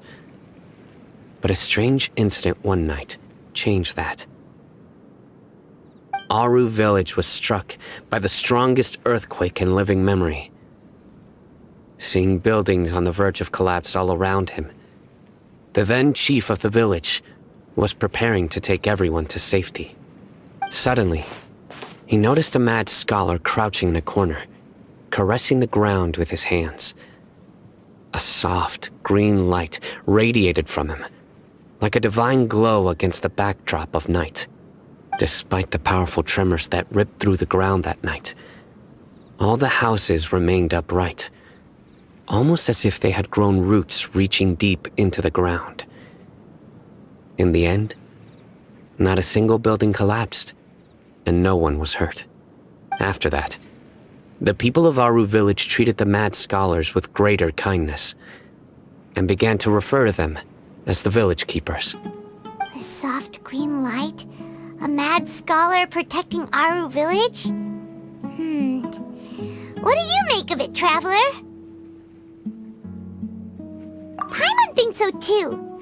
Actually, Sino, do you know if any of the mad scholars continued to wear their Akasha terminals at Aru Village? In theory, they would continue wearing them so the Academia could still monitor their activities. With that said, the main Akasha system would no longer have any interaction with them. Oh, no wonder! Everything makes sense then! Add in the fact that they calmed down, it was probably Nahida who calmed them. If you are able to draw a conclusion from this one story alone, then it appears you possess much more information than I do. So, what do you make of the story? Really? Lesser Lord Kusanali. What? You don't believe us? Lesser Lord Kusanali was definitely using the Akasha to give her power to the mad scholars! No, it's not so much that I don't believe you. I'm just struck by your reasoning. Lesser Lord Kusanali, the current Dendro Archon, is she really active in Sumeru? The Academia has always placed far greater importance on the late Greater Lord Rukkhadevata. They've more or less ignored Lesser Lord Kusanali, and I've never had any reason to doubt their views. In addition, I've never heard any stories about Lesser Lord Kusanali and her deeds. To me, she might as well have been a god that never existed. No way! Nahida definitely exists! She's a... how should Paimon put it? She's a good Archon who's kind and wise, even if she says weird stuff sometimes. I've spent many years interrogating criminals, so I can easily tell when someone is lying. Good! Then you should know that we're telling the truth! That look in your eyes. I've never seen that from a liar. You two really must have met Lesser Lord Kusanali. How can this be? To think, our Archon has been amongst us this entire time. Alright, now it's our turn to put our skills to good use for this investigation. But easier said than done, especially since we don't have any leads. Maybe we can start by knocking on some doors. Excuse me, are you here to help me find my grandpa? Huh? Who are you? By the sounds of it, a resident of this village. My name is Isak. You'll help me find my grandpa, right? Is your grandpa a mad scholar? Hey, don't say that. Grandpa is just Grandpa.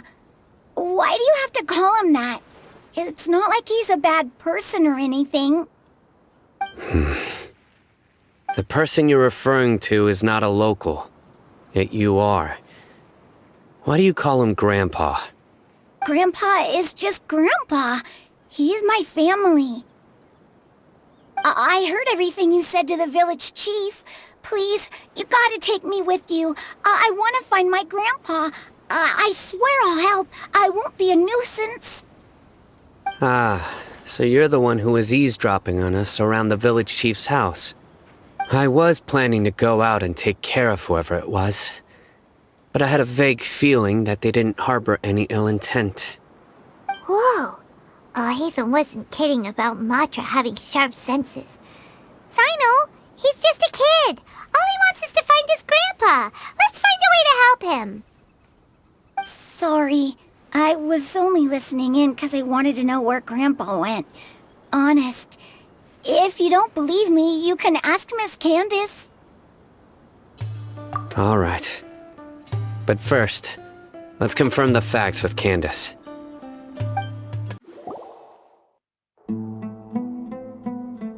Sino is super vigilant.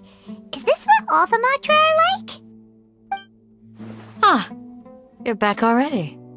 We just wanted to confirm something with you. Do you know a boy by the name of Isak?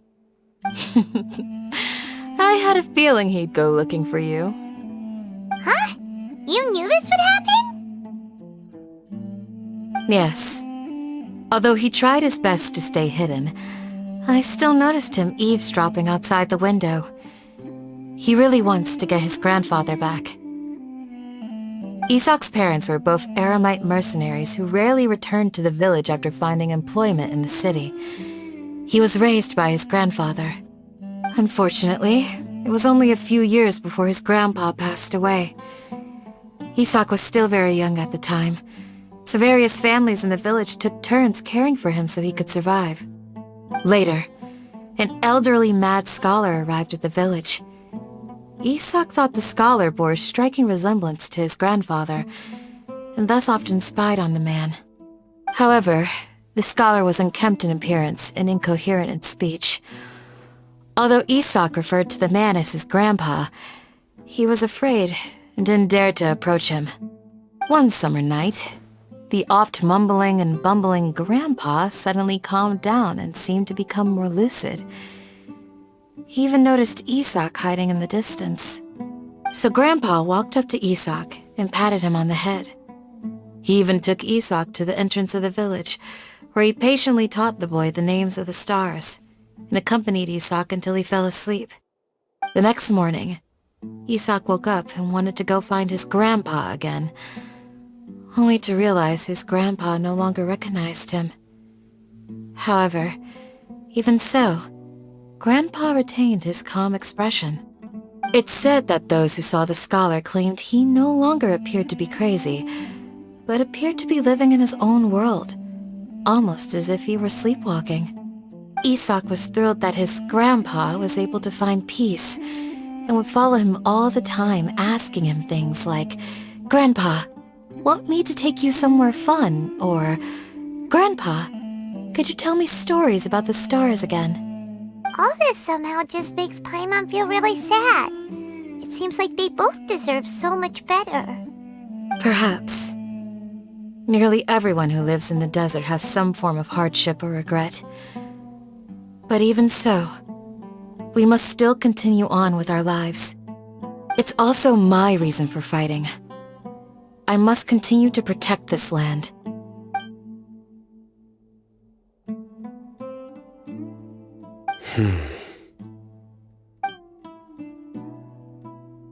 Maybe the people have always had a considerate god watching over them.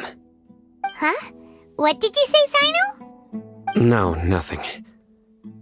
As long as Isak keeps his word and doesn't get in our way, we can take him along. Perhaps you are more compassionate than I gave you credit for. Please accept my thanks on Isak's behalf, Sino. Hey, Isak! Oh, it's you guys! We've cleared everything up. Let's go find your grandpa. Really? Wow! Thank you so much! Yeah! Alright. Let's ask the local residents some questions first. Excuse me, did you happen to see where the missing scholars went? You mean the village keepers? Oh, let me think. When I was eating dinner the other day, I saw one of them by the side of the road, muttering away and eating mushrooms and tree roots. They shouldn't go around eating that kind of stuff. Okay. Did you notice anything else? Anything else? No, I think that's all I have to tell you. Sorry. The scholars that have gone missing, have you seen them? Those eyes. Those fierce eyes. You look like a real fighter. Don't change the subject. Right. You were asking about the mad scholars. I think it's been a few days since I last saw them. I usually go to bed pretty early, so I'm not too familiar with what goes on at night. But honestly, I feel quite sympathetic towards them. Even though they act a little strange, they've helped me in the past. If it weren't for them, my house would have collapsed long ago. Do you also think Grandpa and the others are good people? Grandpa? Oh, hello there. It's little Isak. You mean that nice man who looks like your grandpa's long-lost twin, right? He was actually the one who protected my house. I saw it with my own eyes. He happened to be staying near my house that day and was doing something with his hands on the ground. It still feels pretty surreal now that I think back on it. Did someone teach them how to do that? Well, whatever the case, I'll always be thankful to him and whoever taught him to look out for others. I'm pretty sure that if I ever went mad, I wouldn't be able to do anything like that. Gotcha! Thank you! Sir, have you seen my grandpa recently? You know, the one who likes to sit and space out near the village entrance. Oh, well, if it isn't Isak. Oh, your grandpa, huh? It's been a while. The last time I saw him, he was spacing out by the road as usual. I went and asked him if he'd like any of the food I had prepared, despite my wife's protests. Like many people, she's really quite terrified of them. And speaking of my wife, she's still always complaining about how I don't make enough mora. That might explain why she's always mad at me. Oh, thank you. Thank you for taking care of him. It was nothing. You're looking for him, right? Did he go for a walk and get lost? Yeah. That's no good. Well, once you found him, come by my place again and I'll cook a little something for the both of you. I've known you since you were very young, so as far as I'm concerned, you're family. Please feel free to come by anytime. Wow, what a nice guy! Okay, thank you, sir. Huh? Don't say anything for now. Isak, stay here. Let's head over there. Stay quiet as you move. Listen, see if you can make out what they're saying. Have you heard? The mighty Scarlet King, the sovereign of our faith, will soon return to this world. Yes, of course I have. The Scarlet King is the one and only true ruler of this land. I've never believed in any other gods. Still, you say he's coming back, but it sure doesn't feel like life's about to change around here anytime soon. What's your proof? Haven't you noticed? The village has been getting more deranged scholars than ever. Delavar was saying that many people also went insane just before the fall of the Scarlet King's civilization in ancient times. We don't quite know why, but it seems like there's some sort of connection between insanity and the Scarlet King. Isn't it a sign of the Scarlet King's power that all the mad scholars have disappeared? If you ask me, they must have been chosen as the final sacrifice for the Scarlet King's resurrection. Huh. Now that you say it, that does make some sense. Does this mean our lives are finally going to take a turn for the better? Exactly. Those city folks will get what's coming to them. Now, repeat everything you've just said from the very beginning. Huh? Who are you? Where did you come from? My patience is running thin. You heard what I asked.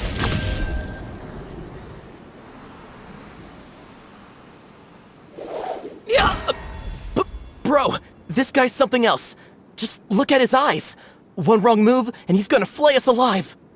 Let's not get on his bad side, okay? I am no match for this guy. Oh, okay, good sir. What is it you would like to know? Tell me about the Scarlet King's resurrection. Well, I only know a few things from hearsay. I went for a drink the other day and heard others talking about a rumor that the madmen will disappear, and that the Scarlet King will return to this land. I'm not making this up, I swear! Hey, go on, keep talking. It's true. It's all true, sir. We desert folk have had more than enough of those people at the academia. They keep sending us all their mad scholars and won't let us have a good life. Would you want to live like this if you were in our place? The radicals were even more thrilled than me when they heard the news. We're all praying for the Scarlet King's speedy return. Delavar also said that once the Scarlet King returns to our side, it's only a matter of time before we conquer the land on the other side of the wall. They're all willing to serve under the Scarlet King and fight for a share of the glory. Is that so? Seems like he still wants to know more. Keep talking. Got it. At first, I told myself it was just the drink talking, but then all the mad scholars vanished without a trace, just as the rumors said. Please don't beat me up just for mentioning these rumors. If I'm guilty, then everyone else around here is also guilty. I'm just saying what the others said. The people here really like the Scarlet King, but dislike the Dendro Archon. Where is this radical person you talked about? I haven't run into him over the past few days, so he probably hasn't been around the village. What about you, man? Have you seen him at all? No, not at all. We wouldn't dare lie to you. He's really not here right now. Sounds like you're not too close with the radicals. No, of course not. All we know are their names. I have many ways to stop you from talking. And many others to stop you from sending warning messages. So you'd best just stay home and hope I don't hear of you trying to contact anybody. Don't do anything until I've gotten to the bottom of this. Try something foolish, and even Candace won't be able to protect you. Yes, got it. We'll do just as you say. That scared Paimon half to death. Sino is pretty terrifying. He didn't try to reassure us at all. It's like he's used to hearing that. Oh, Paimon bets lots of people have told him that before. I heard that. Sorry. It's part of being a Matra. The rumor we heard just now seems like a strong lead. But we need to check a few more places. Very well. Isak!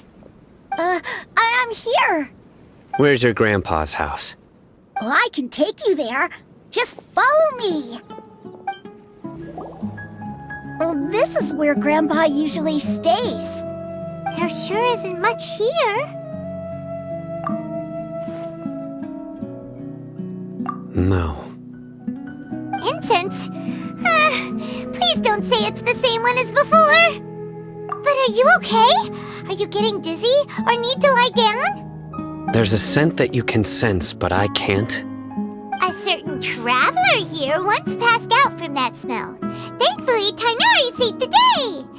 And then he gave us a long lecture to explain all about how it worked. So, you know Tighnari? Huh?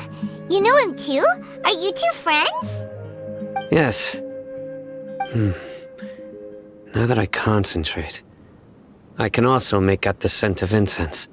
Wait, surely Tighnari didn't lecture you too?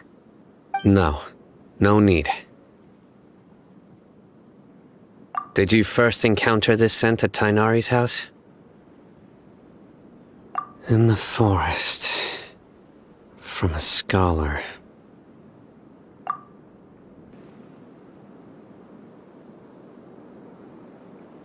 What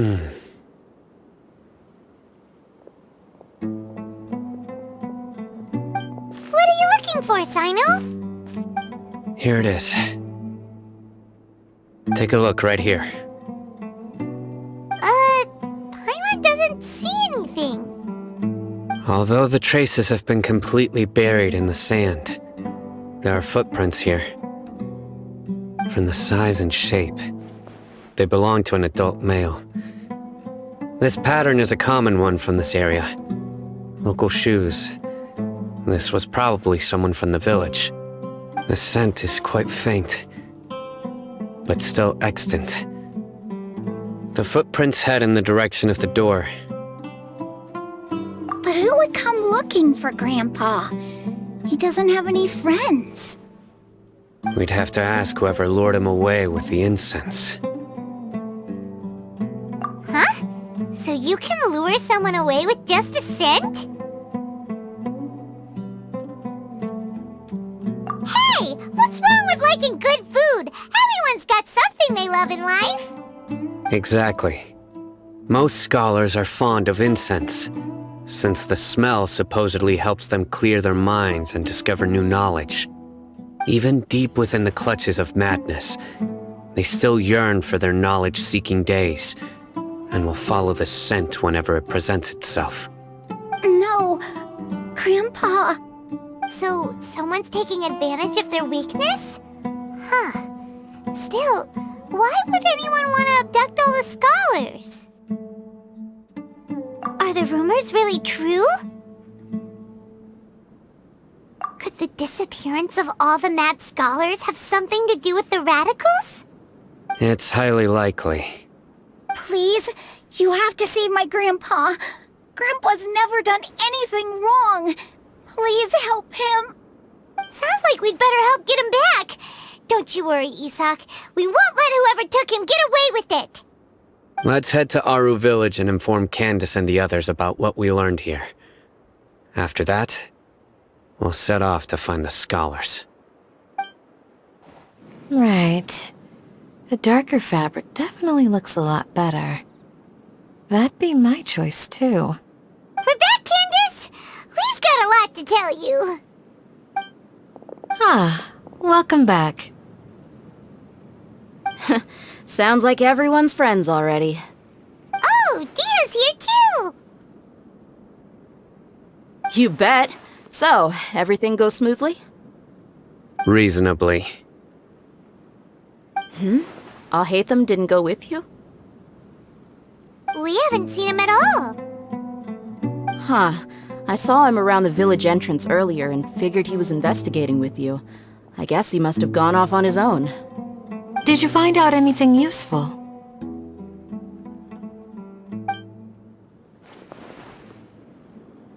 I see. So someone used a kind of incense to lead the exiled scholars away from the village.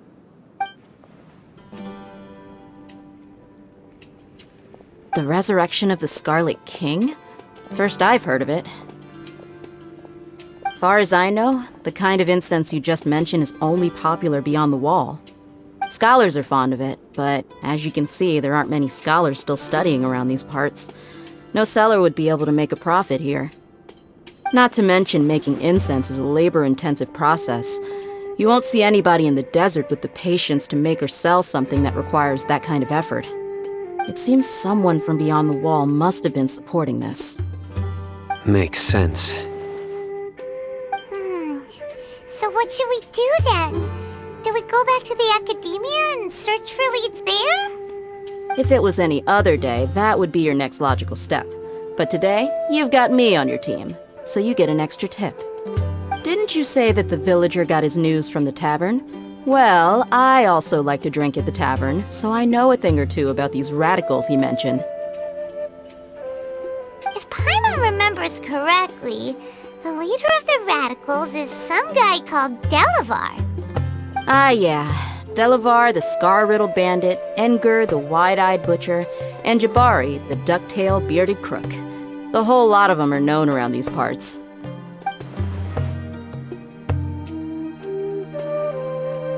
These guys have one thing in common, and that's being broke. The rougher life gets, the more they want to believe in the Scarlet King. Way they see it, the Scarlet King's resurrection is their only chance at overthrowing the academia. Throwing all of Sumeru into chaos is the only way to change the way of life here in the desert. Anyway, that's my guess why they've chosen to become radicals. Tia! You're amazing! You really know this place inside and out!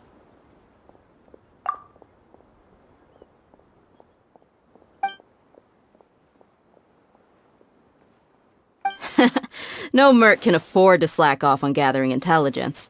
Every more I've spent in the tavern has been a valuable investment. Let's head out. Now hold on, you're staying right here, Sino. Why? Aru Village is not a big place. Outsiders stand out here like a sore thumb. I'd bet word about you has already gotten out. The desert is unforgiving, so the way of life here is also a lot tougher than on the outside of the wall. You survive on making connections out here. Compared to you, mercs like me are just third-rate amateurs. I've got no actual fighting skills to speak of. But that also makes it a whole lot easier for me to gain the locals' trust. I need to go around and ask some questions, but it'll be difficult if you're with me. Fine. Good, then we've got a plan. The Traveler and Paimon will go to Caravan Rebot with me, and we'll try our best to figure out where the mad scholars have been taken. Sino, you'll have to stay in the village and continue investigating on your own. Alright, sounds like a plan!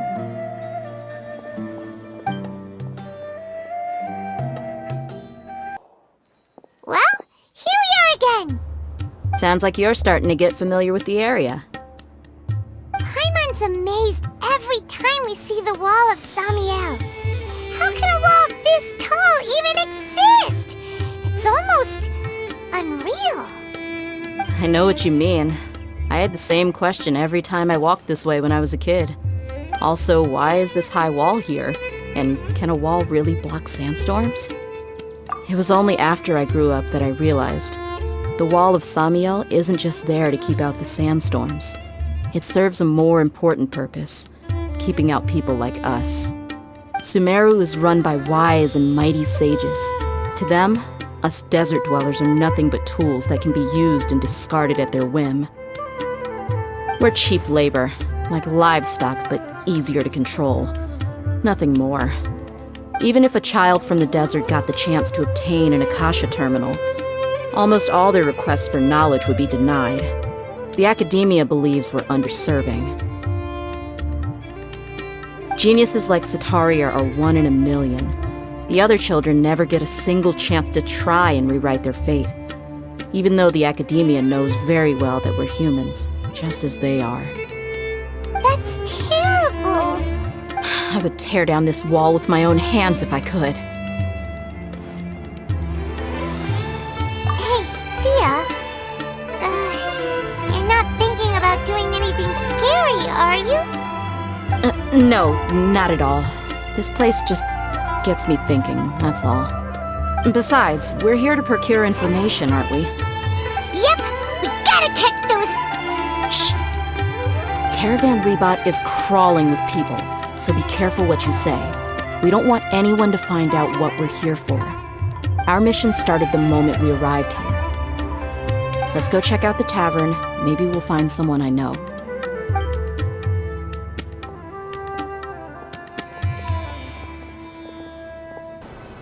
Just our luck. None of them are here today. You You don't see anyone you know? Dia, is that you? What a coincidence. You here for a drink too? Zaki. Finally, a friendly face. Oh, and who do you have with you here? Guests from another land? Hello! I'm Zaki. Dia's, how would you put it? Drinking buddy? We've had drinks together a few times. You could say we go back a ways. Anyway, as far as my friends here, they aren't too shabby, are they? You rarely see any Outlanders so friendly and respectful nowadays. Absolutely. Much better than those people on the other side of the wall. So, Dia, are you looking for someone? Yeah. Have you seen Edgar, Delavar, or Jabari recently? Of course I have. Matter of fact, we were all here drinking together just a few days ago. I've got a spice trading deal from another nation. I thought maybe Delavar and his friends might be interested. Know where I could find him? Ah, how thoughtful of you. Then I assume you also know that Delavar's been having a hard time making ends meet these days, so you came here to help him out? Hey, keep it down.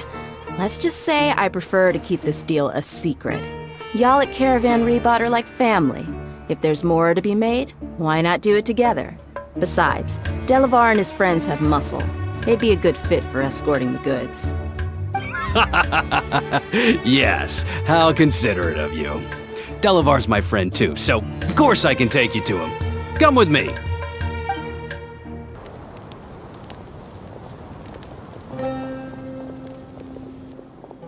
Are we there yet? Yep, this is the place.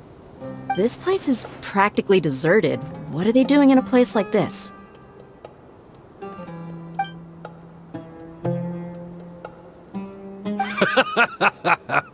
Why don't you take a guess?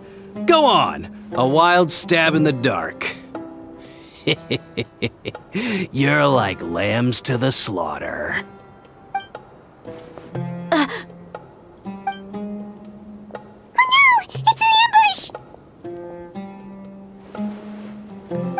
What's this all about, Zaki? Come on, Dia. You really think we didn't hear about what you said back in Aru village? The boys have kept a close eye on you from the moment you set foot there. Not only do I know that you're looking for Delavar, I also know that you've teamed up with people from the Academia to look for the missing scholars. So, you've been watching us from the very beginning? Uh-oh. Paimon knew leaving Sino behind was a mistake! And you left the strongest one in the village, didn't you? Who do you think you are? You really thought we'd fall for your little business deal nonsense? So you and Delavar have been partners all along. Dia, I guess it's only natural for a traveling mercenary like you to be out of the loop. Those of us who hang around the tavern have stronger bonds than you think. But you got one thing right. We're all looking forward to an uprising in Sumeru. There's nothing more we'd like to see than the desert folk overthrowing the Academia. If that's the case, then I'm sure Delavar wouldn't miss a second of it. I'll be honest with you, if it weren't for what you said in the village, your little monologue about the Wall of Samiel would have convinced me that you're one of us. Delavar. And Edgar, you're here too, huh? Long time no see, Miss Mercenary. You should have known the traitors are what us followers of the Scarlet King despise the most. Dia, I thought that you, a fellow desert dweller, would understand that the Scarlet King is greater than the Dendro Archon. Little did I know, you don't deserve to join us. Yeah, gee, what a missed opportunity. Adopting radical views and kidnapping innocent scholars, all because of some baseless rumors. Anything else I'm missing out on? See? There you have it. Mercenaries are just a bunch of faithless scum with only one thing on their minds. Mora. Pathetic. You're all like a pack of street rats. You're not wrong. Mercenaries are driven by Mora, and my faith lies with whoever's paying me. As long as there's a profit to be made, anyone can become my friend. Enough talking! Get him! Just as I expected. Let's teach him a lesson, traveler. Impossible! How could you? So, what do you think about your meticulous network now, Zaki? How did you say it? It's only natural for a traveling mercenary like me to be out of the loop. I'm guessing your informant told you that I'm just an incompetent merc with no real fighting skills, correct? I mean, that is what I said after all. And of course you would believe everything he reported. The only thing you know about me is that I'm a mercenary, but you've never seen me in action. Even though you heard we went to handle monsters together, you believed that Candace was the only one doing all the real fighting. That so-called Flame Mane is just a fraud. She admitted it herself. She just uses her connections to gain the trust of others. That's what you thought, right? Ugh. You lied in the village because you figured that we'd have people watching you. And you were stupid enough to fall for it. I figured as much the first time we drank together. You all thought you were so smart. Pathetic. Okay, that should be all of them. Whoa! So you've been planning this since we were in Aru Village? No task can be done without preparation. I just happened to notice a couple suspicious-looking people while you were out investigating. Oh, but instead of catching them right away, you let them report back! Those two who were snooping around were just a couple small fries. If we want to get the real catch, we have to be patient and give it some time. Oh, you mean the funny name she mentioned back in Uncle Ampu's house? The wide-eyed butcher, scar-riddled bandit, Paimon can't remember them all. That's just a bunch of drunk talk. Edgar and Delavar like to talk themselves up when they're drinking. Edgar, the wide-eyed butcher, and Delavar, the scar-riddled bandit, are the nicknames they came up with for themselves. Alcohol has a way of making people share what they really think. So Edgar and Delavar are always rambling in the tavern about how the Scarlet King is a superior deity. What about Zaki? He's just a numbskull who fell right into our trap. Zaki was probably the best hidden of them all. My initial plan was to find Delavar first, and then try to track him down. That's what you wanted to ask when we were at Uncle Anpu's house, right? Jabari is one of the villagers you talked to. You know, the one who wanted to treat Isak and his grandpa to some food. Wait, so he's a radical too? No, he isn't. I just needed to tack on a random villager name to make the eavesdropper think that I was making some wild guesses based on my impressions. Wow! What a genius idea! Well, that's an expert mercenary for ya! Ah, you're too kind. It was straight from the usual playbook, if I'm honest. So, that thing you were saying before, is it really true? About what? About how mercenaries only care about Mora, and that anyone's a friend as long as there's a profit. Does that bother you? What makes you so sure? Dia, do you dislike the Dendro Archon like the other desert folk? You two are pretty sharp. No, I don't have anything against the Dendro Archon. I've heard a lot of nice things about the Lesser Lord from Dunyarzad. I can understand her devotion and gratitude. Dunyarzad's just an ordinary person. There's no way a god would be so involved in the lives of everyday people, unless they were truly compassionate. I've begun to realize that the sages are behind everything that's happened recently. The radicals' blind belief in the Scarlet King, making the Dendro Archon out to be an enemy. It's all the Academia's trickery. But I see through it all. And unlike them, I can never be hostile towards anyone who's never done anything wrong. Dia. Anyway, looks like we're done with business here. Traveler, lend me a hand. Let's tie him up and bring him to the village.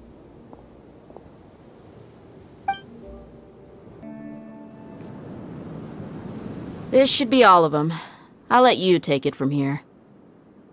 All right. I'll be in touch. Until then, please stand by. Candace, do you need any help? Candace will be okay on her own. I trust her, so you can too. She's been guarding Aru Village for quite some time now. If anyone is qualified to question the offenders, it's her. While I'm questioning them, why don't you pass some time by exploring the area? I'll meet you back here tomorrow morning, Traveler. As for these idiots, let's just hope they live to see another day. Hey, Dia! Right on time. We'll know any moment now. Paimon's been wondering. You seem to know Candace pretty well. Have you been friends for a long time? We've known each other for some time now. She's a pretty interesting person. Even though she's an extremely strong warrior, she never misuses her powers against others. Oh, Paimon knows what you mean. Like a lot of martial artists say, never take the fight outside the ring. Yep, I guess you can put it that way. It takes strong convictions to be as dedicated as she is, and shoulder that kind of responsibility. Us mercs, on the other hand, we pretty much live from one day to the next. Well, Paimon thinks you're great too. Really? Thanks for that. Oh, Sino's here, and he's pretty early too. Yes, I was here yesterday to help out a little. To help out? By doing what? Sharing some interrogation techniques. Oh, you mean you taught Candace some more persuasive methods? Right. Come on in, everyone. Come on, let's go inside.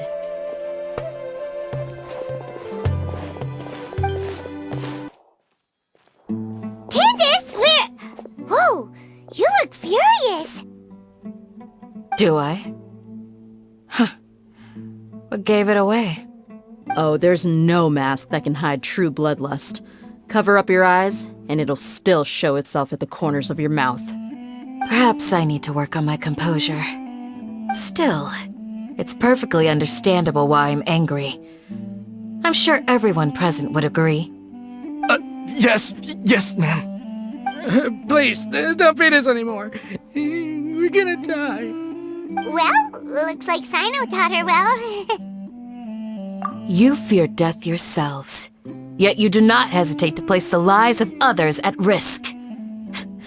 The absurdity is mind-boggling. The ones you call mad scholars are known to us as the Village Keepers. They are vital members of our community, and some even count them as family. You come here, to my village, and you treat my people as nothing more than stepping stones towards your goal. Tell me, what would you do to you in my position? Mercy! Please have mercy! You've made your bed. We may both be desert dwellers, but there is one thing that I understand better than you. The resurrection of the Scarlet King will only result in war. And war serves no one. The people of Aru Village care little about which god is in power. Life may be tough and tiring, but we wish to preserve our way of life. A war would only cause us to lose all that we have. And that is not a responsibility that you can afford to shoulder. We understand. We're sorry! I'll tell you everything I know, please. Just let us go. I'm listening. You might not believe this, but it wasn't us who came up with this idea. Someone was spreading rumors in the tavern. That's how we ended up hearing about the Scarlet King's resurrection. Some mystery man told us that mad scholars will make the perfect sacrifice to usher in the Scarlet King's resurrection. They give their lives, and we can get anything we wish for. They're called Village Keepers. Slip up again, and you'll regret it. Yes, sorry. It was all that mystery man's doing. He told us to spread word about the Scarlet King's resurrection and talked us into helping him. In return, he said he'll help facilitate the resurrection process. I'm not sure. That's one. Huh? Won what? Strike. You get a total of 3. Then, you die by my hand. Wait, I'm telling the truth! We don't know anything! It was all him! 2. He got us to lure them out of their houses in the night with some kind of incense. We take them to a junction outside the village. Then the mystery guy takes them from there. You gotta believe me, please. I'm telling the truth, I swear. Just ask them if you don't believe me. That was indeed the truth. Traveler, go on.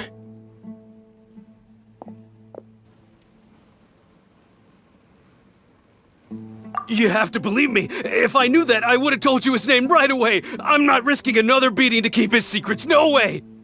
That guy, he wears a cloak, and he's always careful to cover his face. He calls himself the Scarlet King's envoy.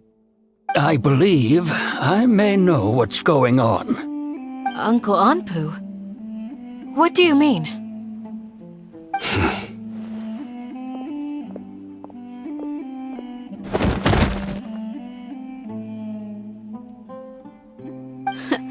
Smooth. Okay, speak. If my suspicions are correct, this mystery man they speak of could be from the Academia. Some time ago, people from the Academia attempted to take the village keepers away. I refused, insisting that they are part of our community. It strikes me now that this secretive character shares the same goal they had. Which means it's highly likely that the Academia was purposely spreading a false rumor to trick the radicals into delivering the village keepers right into their hands. They were the ones who brought them here to begin with. Now they're trying to take them back? We aren't gonna let that happen. Not the Academia again.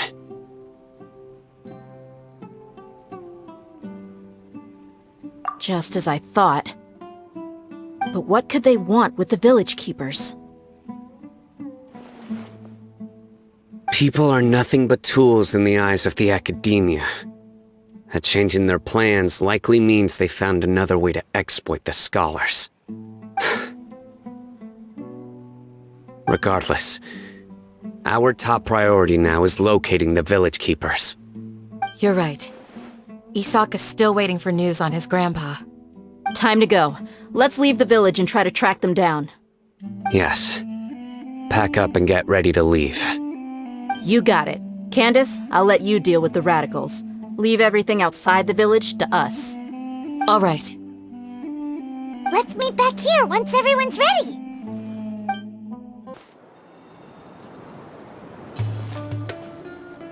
Let's get some food in us and then we'll... Whoa! Where did you come from? Well, as you can see, I am merely sitting here and reviewing what we have deduced thus far. You were gone for ages! And now you're suddenly sitting here musing to yourself? Where have you been anyway?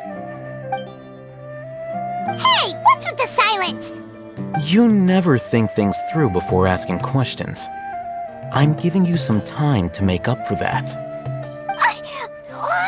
Paimon's so mad! Paimon's gonna give you an ugly nickname!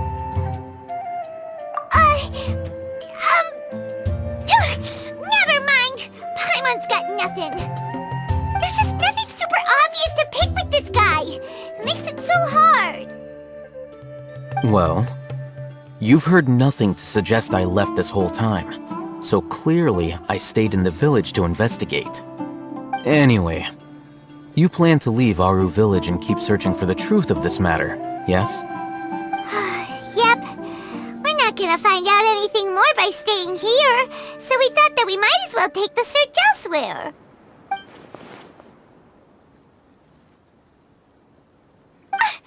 Enough with the silent treatment! No. I'm just surprised that you decided to team up with him. All Haytham. You haven't helped us out at all ever since we arrived at Aru village. Bold of you to question our choices. Yeah, you're all talk! While you were investigating, I had my own work to do, which I've now finished. believe you. To be honest, we aren't really a team, so I have no obligation to inform you of my whereabouts. Not to mention that going separate ways allowed me to find some important information that you all had missed. Huh? Right here in the village? Correct. What did you learn? I'm going to take you to someone. But before that, you need to understand where she's coming from. What does that mean? How do you think the residents of Aru Village feel about what we're doing? In other words, do you truly believe every single word the villagers tell us? You mean some of them lied to us? Hiding the truth does not necessarily equate to lying. Again, these people have their reasons. Remember what Candace said? Most people in Aru Village don't necessarily care which deity is in charge of Sumeru. That's because whether the Scarlet King or the Dendro Archon has power is of little significance to them. By contrast, the perils of their daily lives are ever-present concerns. They won't simply share everything they know with you without good reason. That's why you believed there was no further information to be found in this village.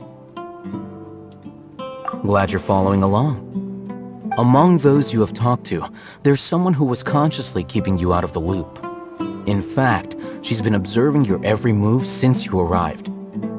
The reason being, to someone who only wants to live their life in peace, any external factors introduce unpredictability into the equation. Those eyes. Those fierce eyes. You look like a real fighter. Don't change the subject. It's quite obvious that she's intimidated by Sino's authority and strength. Right. You were asking about the Mad Scholars. She corrected herself mid-sentence because she's aware that there are Scarlet King fanatics in the village. If she sounds too friendly towards the village keepers, she could easily make herself the Radicals' next target. I think it's been a few days since I last saw them. I usually go to bed pretty early, so I'm not too familiar with what goes on at night. Remember? She made a point of denying her involvement in anything that occurs at night. But honestly, I feel quite sympathetic towards them. Even though they act a little strange, they've helped me in the past. If it weren't for them, my house would have collapsed long ago. After speaking to the village chief, it became clear that the village keepers had protected Aru Village at night. In other words, the young miss was very much awake during that time. Then why would she lie? By getting involved with an outsider, she risks drawing unwanted attention to herself. As for why she might be so wary about all this, maybe you should ask her. I'll pass on this one. You said that she is afraid of me. If so, it's best if I stay out of this. We're on it! Miss Shawnee, as we discussed earlier, I've brought someone with me. Mr. Alhaitham, I'm aware of where you stand, but how can I make sure that your friends think the same as you? Huh? What do you mean? We need to clarify our stance or something? Go ahead and talk to her. You'll get the answers you want. Go on. Earn her trust. Is it really that simple? May I call you Traveler? Hi, Traveler. I want to ask you something. Do you think the resurrection of the Scarlet King can truly change Sumeru for the better? Why's that? That's very similar to what Miss Candace says. I know you two are friends. That's why I'm willing to talk to you, even though I do have some reservations. Before, I wouldn't even have the courage to ask something like this. Traveler, do you believe our lives will get better? Yeah! We came here from another nation, so it isn't wrong of you to be weary. And we aren't really residents of any one nation. But even so, We've met lots of people from different places, and we've always fought for what we believed in. We have friends in Sumeru, and we want to help them.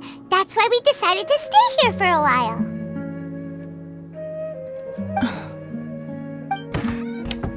I want to trust you. My apologies for posing my questions like that. To be honest, I didn't expect you to come back for more information. Alhaitham told us you have your reasons. It's okay. We understand. The fact is that only one side of my family is desert folk. I don't really fit in anywhere in Sumeru. Some believe in the Dendro Archon, while others believe in the Scarlet King. I don't belong to either side, and neither side would want me. Speaking of which, the Radicals mentioned that they despise traitors. Do they just think that anyone who's different from them is a traitor? Yeah. Some people can be so narrow-minded when it comes to bloodline and beliefs. It makes no difference what I say or how I behave. I'll always be suspected of having ulterior motives. Slowly, I just stopped talking to people. I pretended not to hear or see anything. All I want is to live my life in peace. And then it happened. The village keepers who had helped me disappeared with no explanation, and I didn't dare breathe a word about it to anyone. Until now. You can tell them. I'm sure he'll keep your secret. All right. I'll tell you what I told Alhaitham. I actually have a sharper sense of hearing than most. Sometimes, I hear strange crying sounds in the night. There are ghosts? Perhaps. I'm not sure. It's faint, but it's definitely the sound of crying. It comes from far away in the distance, and always carries very raw emotion. It used to be louder and more frequent, but ever since you arrived in the village, it doesn't seem to happen as often, and when it does, it's much quieter. I have to focus really hard to make it out. I confirmed this with the guards on night duty. They also have someone with a good ear, and he's heard similar sounds at night. But, because we're in the middle of a desert, he would rather believe that they are the cries of beasts than ghosts. There's really nothing around these parts, except for an old hospital not far from the village. I think they used to use it for treating Elazar, but it's been abandoned for years. Yeah, let's go! Whew. They were easier to deal with than Paimon had expected. Super strong bandits? Or monsters taller than buildings dropping out of the sky? Or, something like that. He looks super serious. We gotta stay on our A game too. This is the one.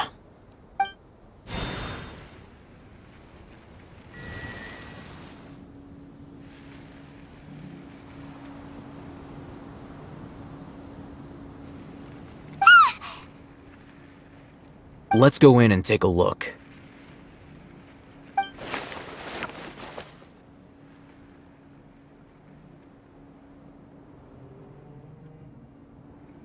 Hey, Alhaitham, we haven't found Squat.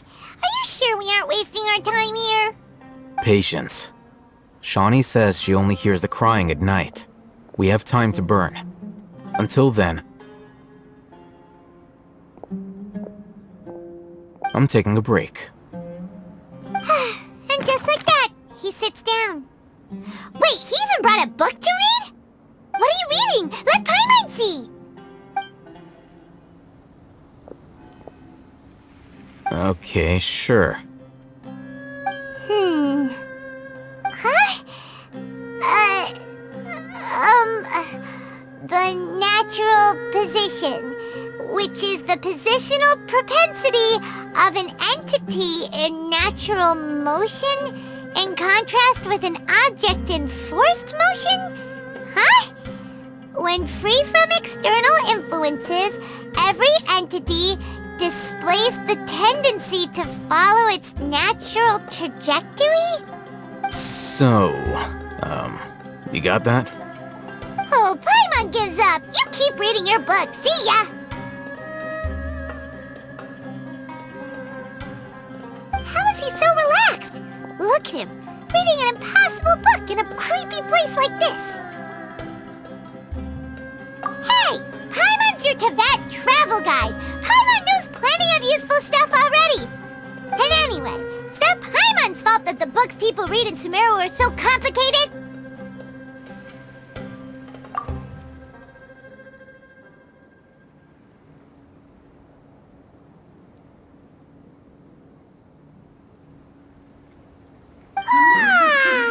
Paimon's getting so sleepy. Huh? What was that sound? There it is.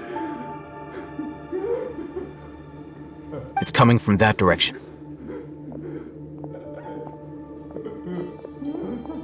Is the sound coming from here? Huh. Paimon's not seeing anything. It's from below. But there's no way we can get down there. Something is off about the interior here.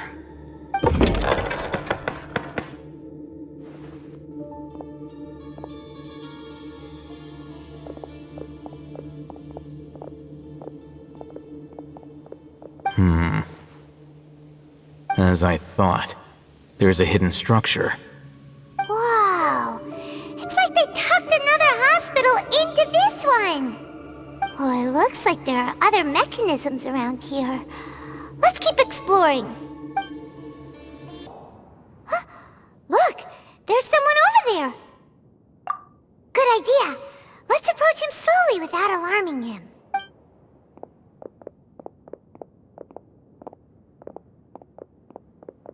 Wait.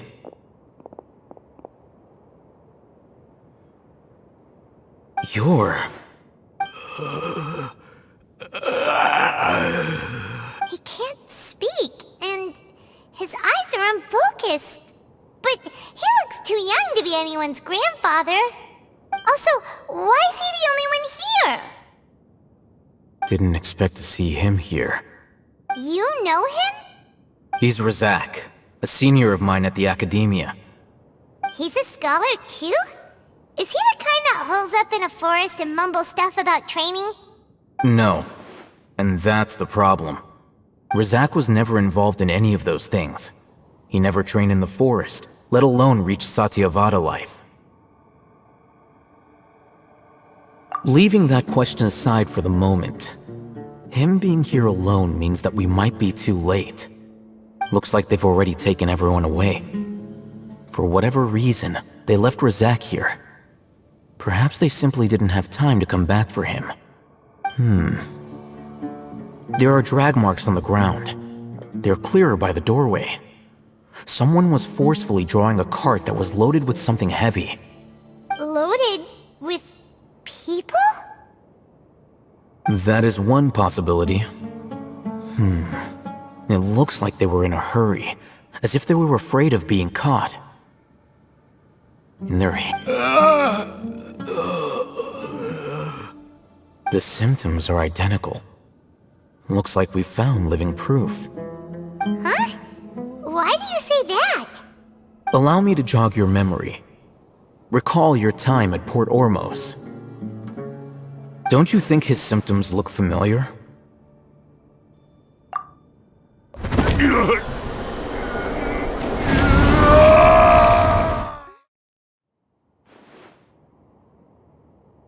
Oh, now that you mention it, they're acting the same way. Correct. The Academia is behind all of this. It isn't difficult to deduce their rationale. First, the Academia spread a false rumor of the Scarlet King's resurrection, emphasizing the role of the village keepers, the mad scholars who were exiled to Aru village. These rumors were all the persuasion that the radicals needed, and those based in Aru village leapt into action. Unbeknownst to them, of course, through rounding up the scholars, they were actually helping the Academia. As well as being able to exploit the radicals for their own ends, this scheme has one further advantage to the academia. All the risks and responsibilities are offloaded onto the Scarlet King's followers.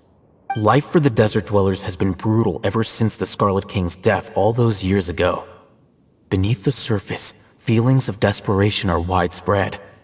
Many would give everything they have for the prospect of something better. Anyone looking to exploit that for their own ends simply needs to make a few empty promises. Even if complications arise, people will see that those involved are all followers of the Scarlet King and look for no further explanation than differences of belief. A deep-seated mistrust of the desert and everyone in it by the rest of Sumeru will make sure of that. The notion of an academia plot wouldn't even cross their minds. It may seem like a simple strategy, but it is able to work wonders under Sumeru's current circumstances. Oh, that makes a lot of sense. It's in line with the village chief's theory, too. But there's still one very important question. Wasn't it the academia that brought the scholars to Aru village in the first place? Why does it want them back now? Throughout this process, one thing has changed. The scholars' identity. First, they were scholars. Then, they became lunatics. After that, they were exiles. And finally, they become missing persons. An exile is still patently a living, breathing human being. But when someone becomes a missing person, that is brought into question. If you can't find someone, you have no way of knowing what exactly happened to them. That makes missing people an ideal resource. Resource? For what exactly? One possibility is that the information in their brains could be extracted into knowledge capsules. Extracted? You mean canned knowledge comes from people's brains? With the technology of the Sumeru Academia, it's entirely possible. Perhaps the process caused them great suffering, which is why they cry out in the dead of night when no one is watching them.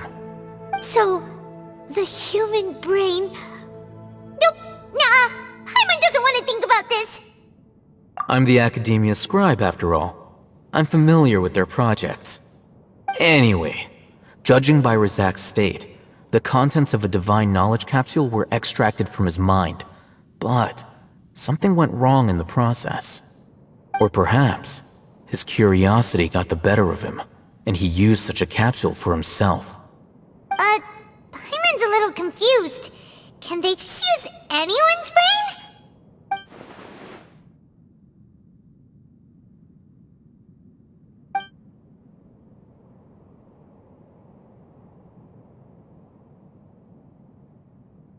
The look on your face tells me you've realized the answer.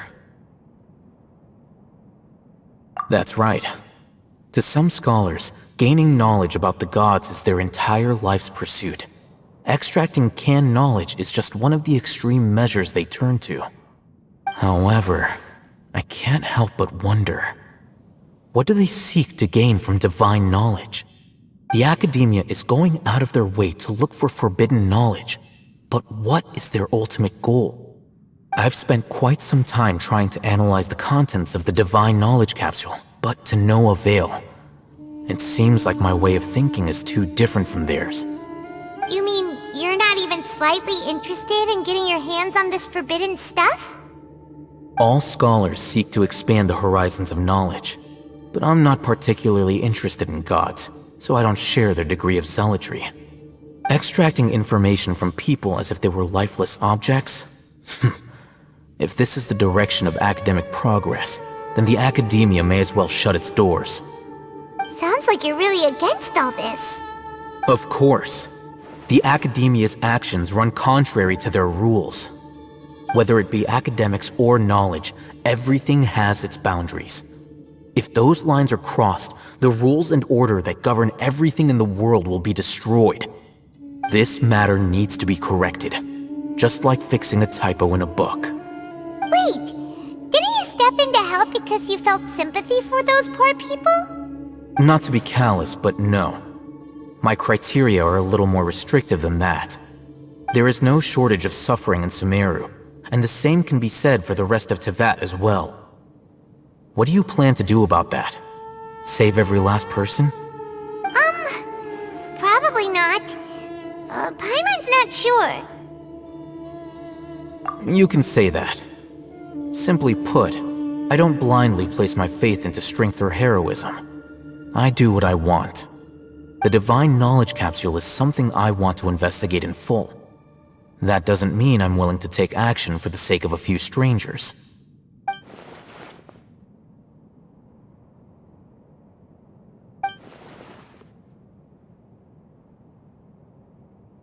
Paimon's been wanting to say this for a while. There are a lot of bad guys in the academia, but you're not one of them.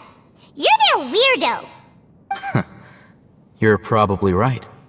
Though I must say, I quite enjoy this feeling of being the odd one out. Uniqueness is also an asset, is it not?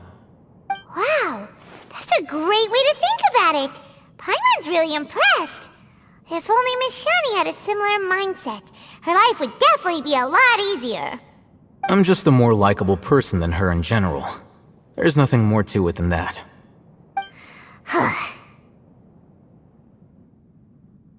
He won't last long if we leave him here.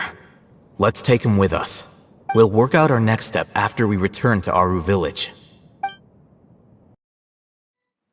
We're back! You must be tired. You should rest and take some water. What's the situation? Who's this? Unfortunately, somebody who's too young to take on the role of Isak's grandfather. Nevertheless, he's one of the people we're trying to find.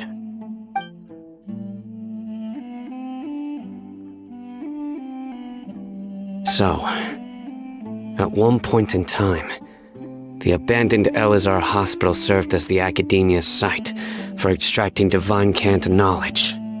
Yep, pretty much. Their plan must have been implemented at some point before we arrived at Aru Village, since divine cant knowledge has been in circulation for a while now. Yet, they fled once we were headed to the village, almost as if they knew we were on their trail. Why is that?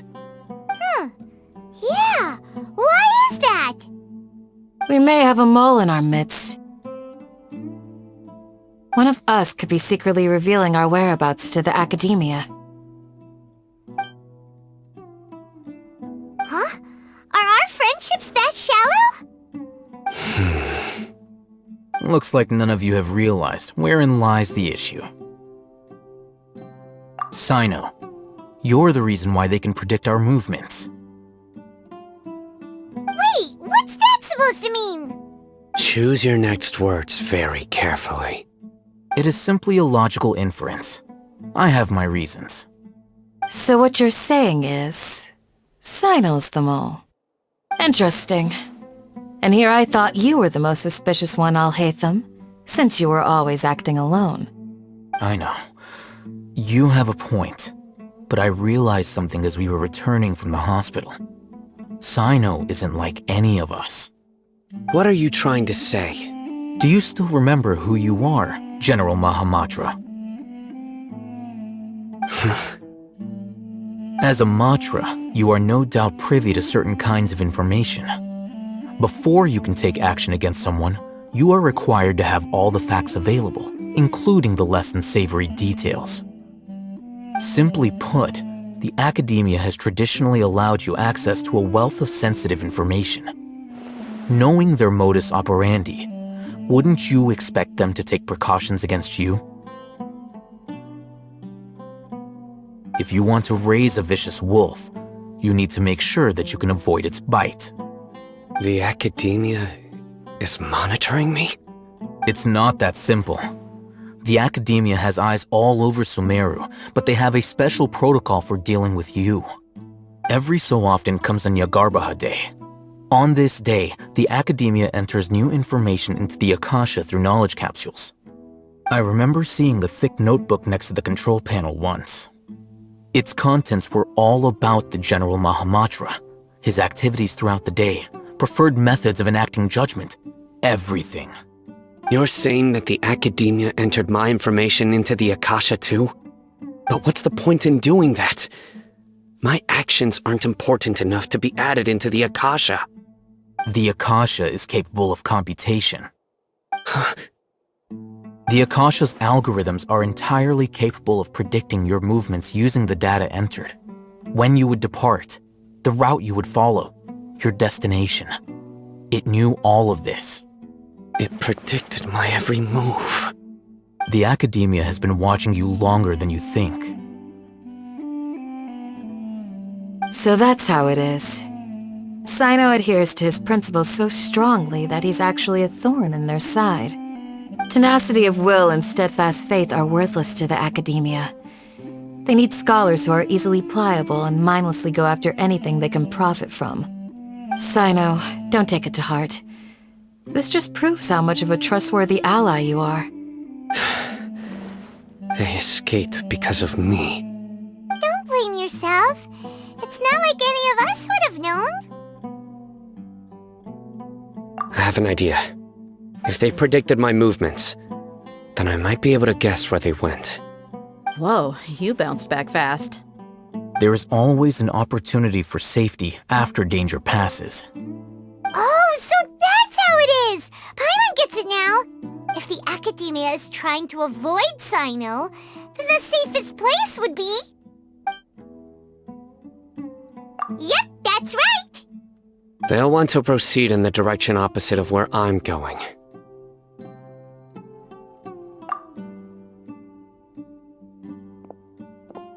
I must go. There's also something I want to investigate.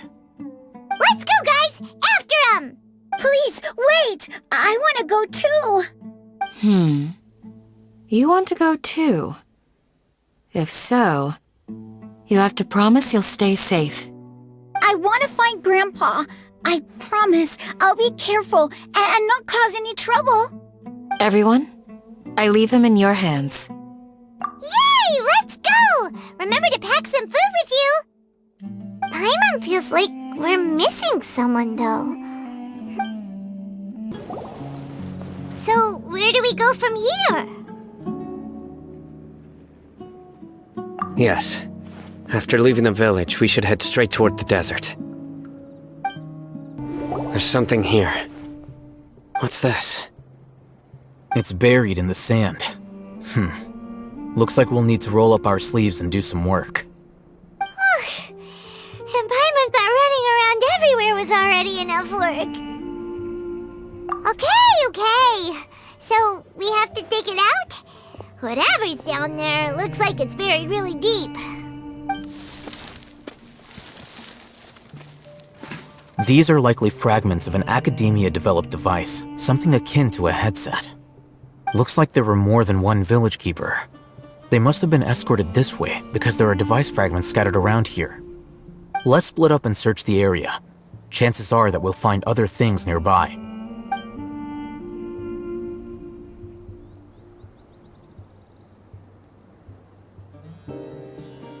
Is this what we're searching for? It looks kinda scary. This is definitely a device used to extract divine knowledge.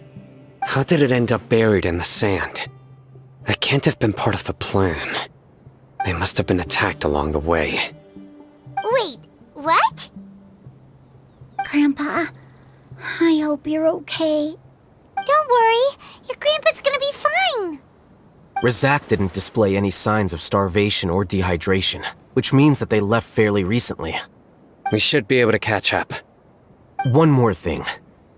Given that the device had been entirely covered by sand, I believe the attack must have happened prior to the sandstorm. Let's keep going. They can't have gone far. Don't get any closer. They'll notice us. Dia's talking with the Eremites? Very interesting. Let's listen in. If you had informed me sooner, there'd be plenty of room for us to... You're one of us. We would never lie. Scholars. You don't know as much as I do. Need me to... I knew it. That's our Dia. Dia? Why would you... Dia! Hey, what are you doing? Huh? say you'd help me find Grandpa? Why are you on their side? Well, look who's here. Ain't that something? This complicates things. You've betrayed Aru village? So, this is the great General Mahamatra. Dear, you'd be better off as my assistant than hanging around with this motley crew. Seen for yourself, I have the means and methods, and my ideals are far more admirable than theirs. I'm not the type that's easily swayed, Raman. You of all people should know that. Wait, what's going on, Dia? Whose side are you on here? Shut it, Paimon. It doesn't matter. Whichever side you pick, nothing could deter us from the grand mission of resurrecting the Scarlet King. Once our Lord of Old returns to this land, we will have a new beginning. Face the facts, Raman. It's not gonna happen. You should understand that more than anyone. Have all your years as a merc taught you nothing about placing hopes in a ruler? I'm a desert dweller and a proud follower of the Scarlet King. Whether I live by the edge of the sword or in peaceful comfort, my soul will always carry this conviction. It's not too late yet. The village mad scholars aren't gonna bring the Scarlet King back to life. You don't understand, my dear lady. Pursuing our faith is our purpose in life. Even if the chance of success is 1 in a million, we must be willing to give everything we have. Even if it'll expose you to the academia? Even if they end up disbanding the Eremites? Your Eremites, which you've worked so hard for all these years? Yes. We've waited a long time for this day to come. The sun and the moon no longer shine here. All you see now is cracks in this desiccated land. But fate has finally dealt me a hand to play against the Academia. With these scholars in our custody, we'll stomp the Academia's forces and fight our way beyond the wall of Samiel. Ridiculous. Think about it. The Academia controls the entirety of Sumeru. Your powers are negligible in comparison.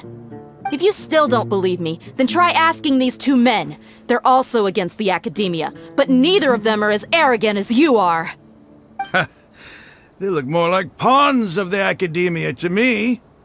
Why would I listen to anything the people of Greater Lord Rukkhadevata have to say? Filthy traitors. Your god abandoned all honor and betrayed the Scarlet King.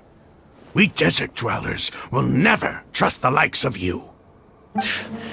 It's impossible to communicate with someone so hostile. Perhaps we should. Do you really believe that by kidnapping the scholars, you'll be able to negotiate with the Academia? These people have no value as bargaining chips, but I could be persuaded to take their place as your next hostage. These scholars were exiled from the Academia. I, on the other hand, am their current scribe, and will be a much greater asset to you. Wait, you can't be serious. So, you want to trade places with the hostages, do you? Precisely. Any wise person would gladly accept my offer. What are you thinking? What if they decide to kill you instead? Well, that would be bad luck for me. However, I'd get the chance to observe the scholars, perhaps even find out the truth. Think you can talk me over with that confident look of yours? I'm not trying to persuade you. I'm using this as a means of joining forces against the Academia. You are the scribe. What do you have against the Academia? Not all desert dwellers believe in the Scarlet King, and the same applies to the Academia. Why must all knowledge seekers approve of the Academia's way of doing things? You Academia scum! Every last one of you is nothing but a hypocrite, just like everyone else on the other side of that wall. I've made myself clear enough. I won't listen to another word from the Dendro Archon's people. Not so fast. I'll hate them. Do you stand by everything you just said? I never make empty promises. You know you're making a dangerous decision, right? I do. Good. Raman, hear me out. These people are my friends. Maybe you can't take the followers of the Dendro Archon at their word, but what about me? Do you trust me? We've known each other for years. Of course I do. In that case, I'm willing to vouch for their honesty with my right arm. Come on, Raman, don't be a coward. If you're serious about taking on the Academia, you need to steel yourself. You can't be afraid. An arm from the Flame Mane. You've piqued my interest. But what if you refuse to oblige? What should I do then? No one's a fool here, Dia. We're mercs. And mercs don't tend to live long unless they have their wits about them. You're not wrong, but this is different. I promised my friends that we'd bring back the village keepers together. Let's do it right here then. Give me your right arm as proof of your resolve. Don't listen to him! He's not even trying to negotiate! He just wants to make things more difficult! That's fine. Are you crazy? We came here to save lives. One arm for that many people is still a pretty good deal, if you ask me. Raman, I'm holding up my end of the deal here. You'd better not let me down. Sure. Go ahead and cut off her right arm. No! Dia! What are you gonna do? Think of something! You don't have to go this far. That's not for you to decide. Do it! Dia! Run!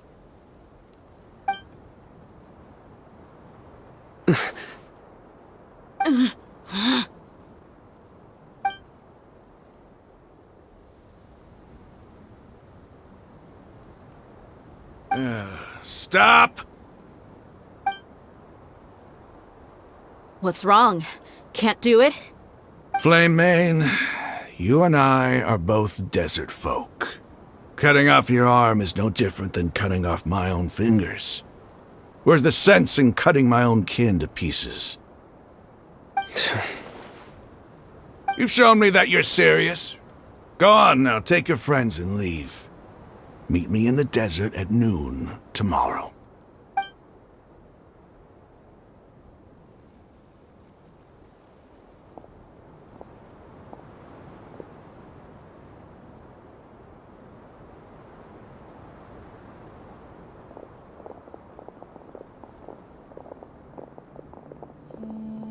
Phew. I was really counting on him not going through with it. Dia! That was crazy! Have you all lost your minds? What if he'd actually cut your arm off? Then I just have to hold my claymore with my left arm. Okay, I'm sorry. But sometimes when you're out on a limb, you gotta double down to seal the deal, you know? Don't ever make a promise like that again. I can deal with the likes of them. If it came down to it, you would not lose to them either. I don't doubt it, Sino. But this is about more than me and them. There's a lot more where they came from. Even if we got rid of one bunch of radicals, there are others out there. Wiping them out would do more harm than good. As you wish. I'm sorry, Dia. I should have stayed put and listened. I should have trusted you.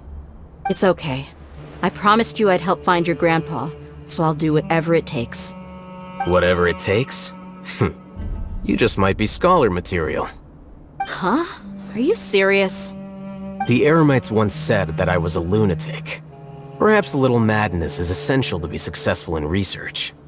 Why does it feel like he's using his praise for me as an excuse to brag about himself? Okay, let's get moving. We should head back to the village and rest up. Today was just a trial run. Noon tomorrow is gonna be the hard part.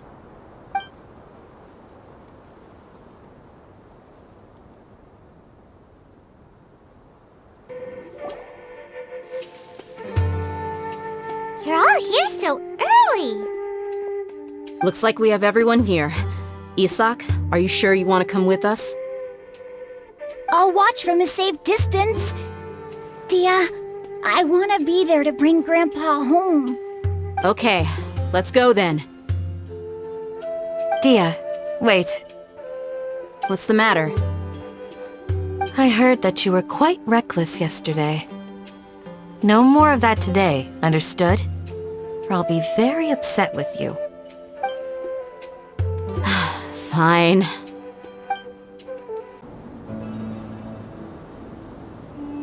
Huh. They got here before us. Uh-oh. Is it because Paimon overslept by 5 minutes and held everyone up? Is everything ready? Absolutely. Although, you brought fewer people than I imagined. Bring him over. Grandpa! Why is there only one of them? Rahman, I've always thought of you as a man of his word. What's this about? It's a 1-for-1 exchange. Sounds fair, don't you think? And let me put it this way. Agreeing to any kind of deal with the Dendro Archon's people is already a huge compromise on my part. Don't you think you've asked enough?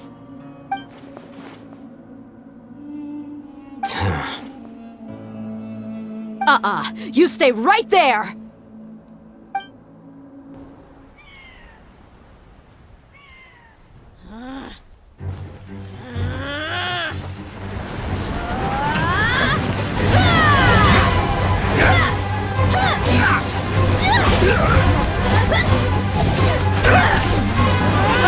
Flame! What do you think you're doing?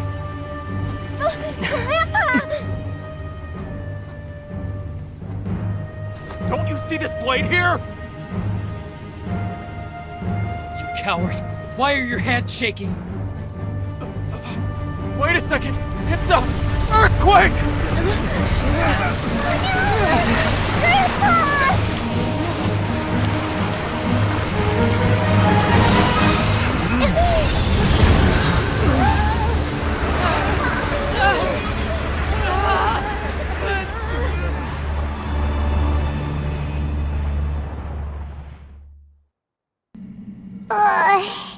Paimon's dizzy.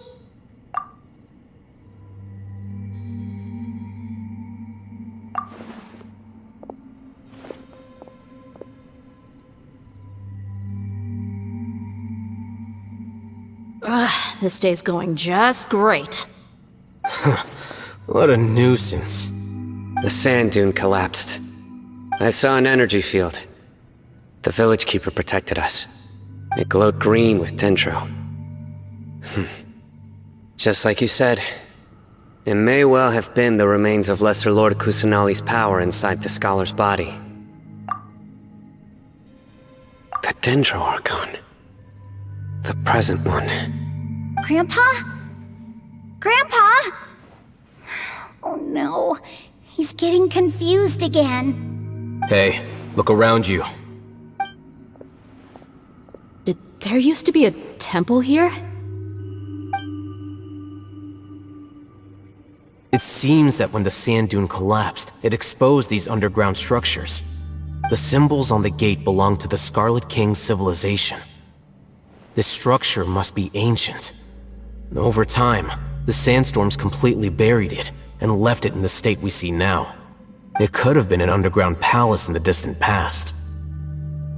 Oh, a miracle. Praise the Scarlet King! What's he doing here? And his men too? They must have fallen down here with us. Pretty lucky if you ask me. Most of them seem in really bad shape. Except for him. He got off lightly. Mind your head. No, this isn't the time for conflict. Our exalted lord has shown us the way to his sacred palace. He's not actually gonna go in there, is he? As it happens, I want to take a look inside too. What are you doing? Don't you think it's curious? 1 minute, Lesser Lord Kusanali's power protects us from harm, and the next, remnants of the Scarlet King's civilization appear. 2 major deities are vying to showcase their power to us. It would be a shame not to witness them both. Paimon thought you weren't interested in gods. Indeed. In my view, gods are just a higher form of living being, or creature, you could say. New discoveries are always worth investigating. Whether they have anything to do with gods is neither here nor there. Raman, what are you gonna do about your men? I'll just let them lay here. The Scarlet King will take care of his people. Right now, I'm going inside.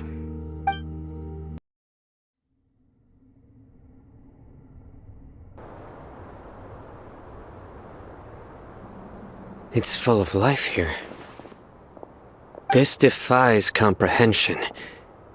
It looked completely desolate from the outside. Yet, it flows with energy inside. Yeah, and there's so many plants. It's so pretty. Sir Raman. Huh? Me? Do you see another Raman here? Are you mocking me? What do you mean, sir? Interpret it however you want, but there's something I'd like to draw your attention to. While this structure is clearly left over from the Scarlet King civilization, the energy that flows in here is that of the Dendro Archon. Whatever you say.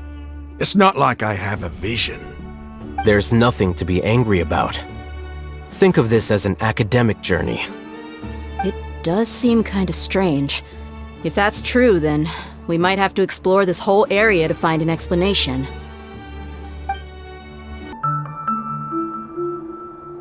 Wait. What's that?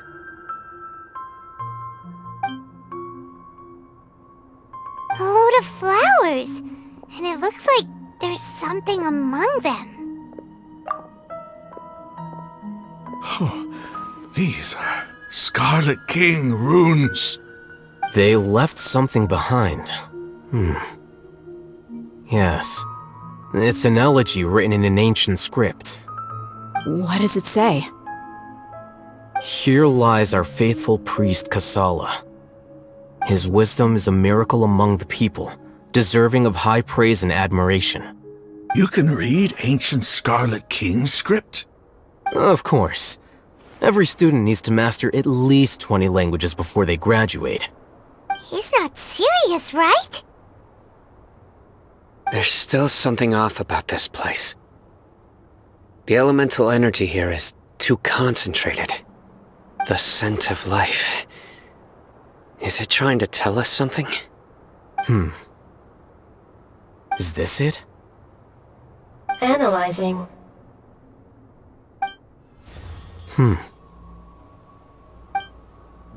There seems to be a hidden message among these skeletal remains. Excellent. There's a device from the Scarlet King's civilization in this gravesite. I'll transmit the information over and project it for everyone to see. Isn't sharing knowledge against the Academia's rules? Yes. However, under the circumstances, I'd prefer you to see this for yourself. You'll understand after watching it.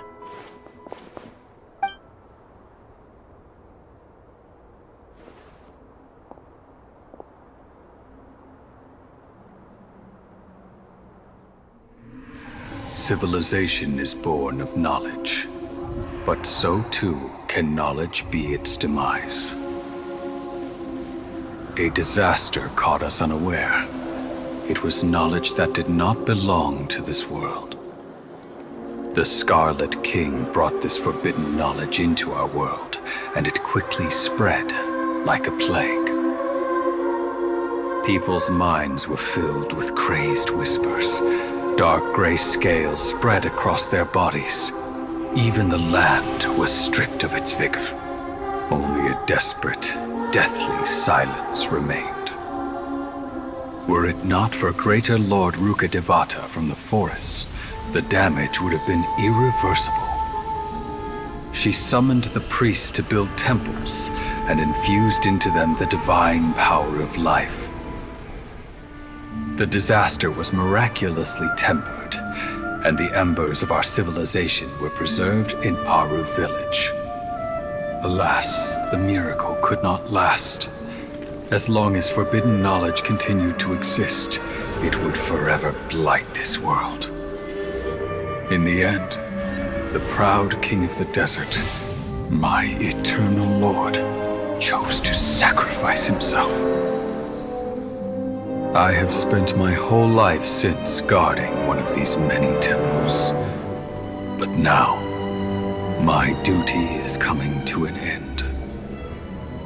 As I close my eyes for the final time, the sight of that noble deity will appear in my vision once more. In helping the Scarlet King to eradicate forbidden knowledge, she exhausted her strength, and her form became that of a small child. How strange. Now that I think of her, I no longer have any fear of death, for I sense that the spirit of life will abide with me during my eternal sleep. Children of the desert, cling no longer to past grievances, but hold tight to the memory of this act of benevolence. What was that? The priest's memories. No, impossible. Greater Lord Rukkhadevata. So the former Dendro Archon and the Scarlet King were never enemies at all. But this doesn't make any sense. The Dendro Archon's followers, they're clearly... Was that the former Dendro Archon? She became so tiny in the end.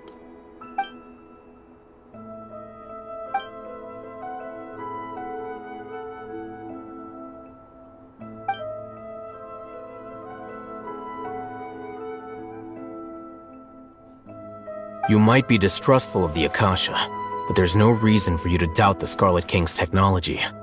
You've just witnessed his priest's last words. I've never heard about any of this before. The surviving followers of the Scarlet King all gathered in Aru village. Our god did not make mistakes. We refused to believe any of the rumors.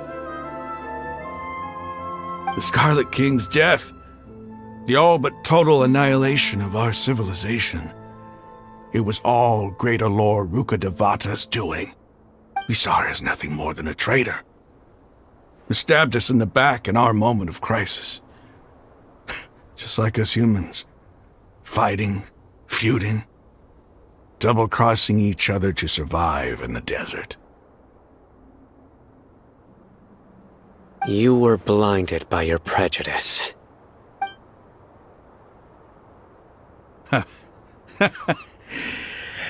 If I hadn't seen this for myself, if I hadn't witnessed his last words with my own eyes, ears, and heart, how could I ever begin to accept this? The truth is so far from what I've always known. Am I really supposed to believe that after all these years, all this time seeking revenge, suddenly now my enemy is my savior? Raman, that's enough. Give it a rest. You're starting to make a fool of yourself. Dia, tell me, my Eremites and I, what are we even fighting for?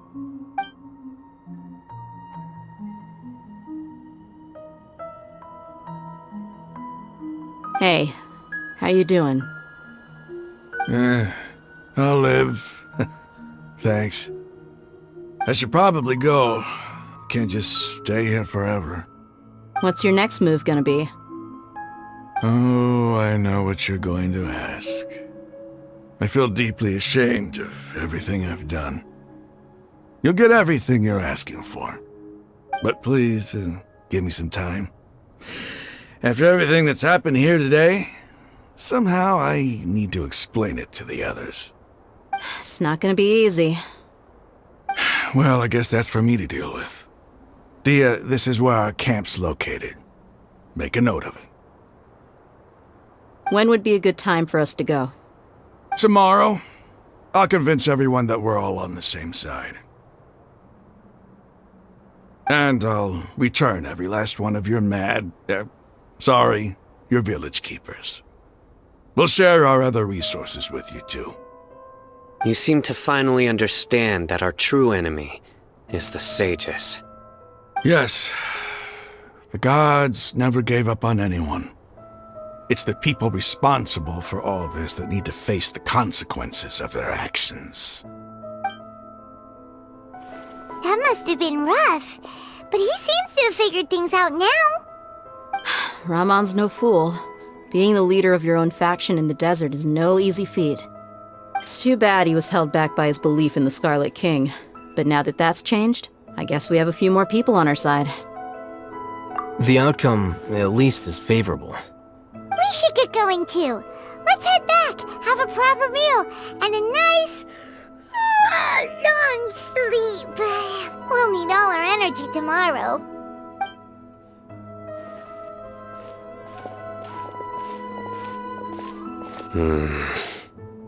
Sino, we're leaving! Stop yelling.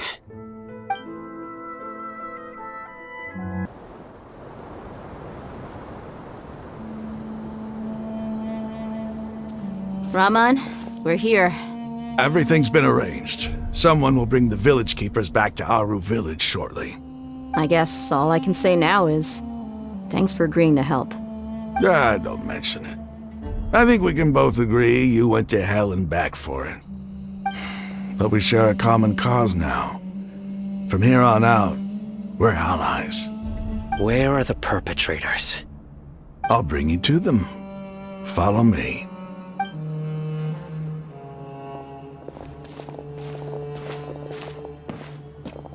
So these are the people who kidnapped the village keepers. Oh no, it's the scribe! There's no need to yell. No one can help you now. We've been all over the desert trying to find you! That's right.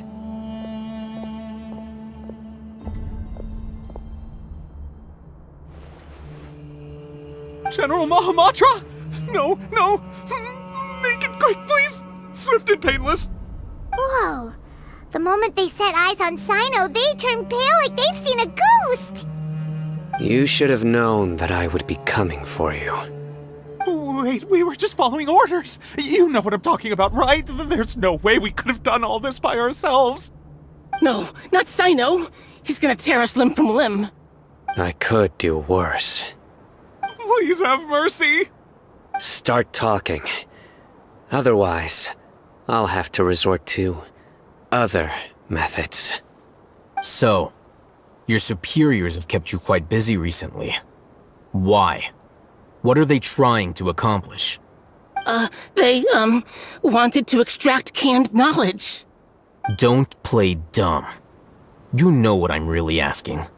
They extract divine canned knowledge. Then what? I really don't know how to explain it. Well, you better start talking or you'll be sorry! You don't want to make things any more difficult for yourself, do ya? Be my guest.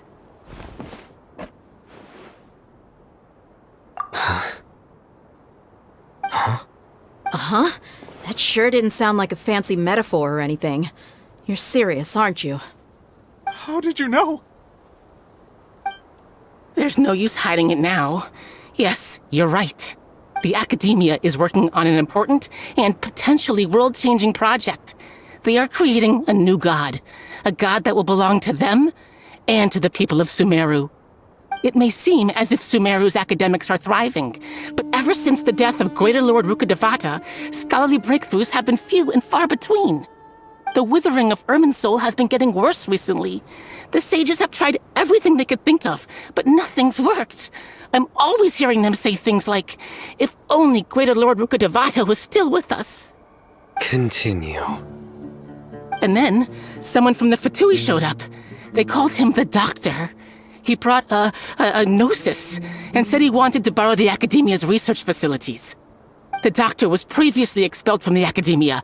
At first, the sages looked down at him in disdain. But when he said those words, everyone's expression changed. He asked them, "Do you wish to create a god?" This is what the arrogant ignorance at the extreme end of academia looks like. First, the Academia spent a long time constructing a divine vessel, which was based on an exquisite humanoid puppet. After that, they harvested dreams via the Zeb-Zerus Festival Samsara, maximizing the Akasha's output.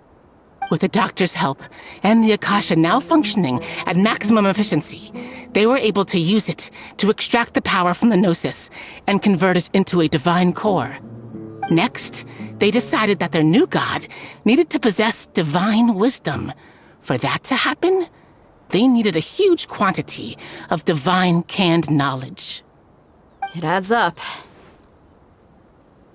But how do you determine whether the knowledge extracted is of divine origin?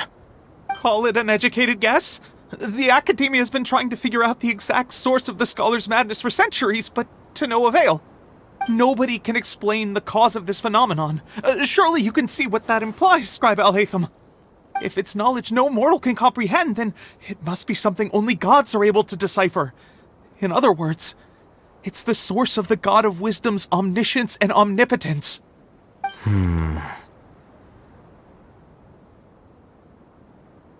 You must have noticed by now. The Academia doesn't care about who their god is. It's the ability to exercise control over knowledge and wisdom that matters.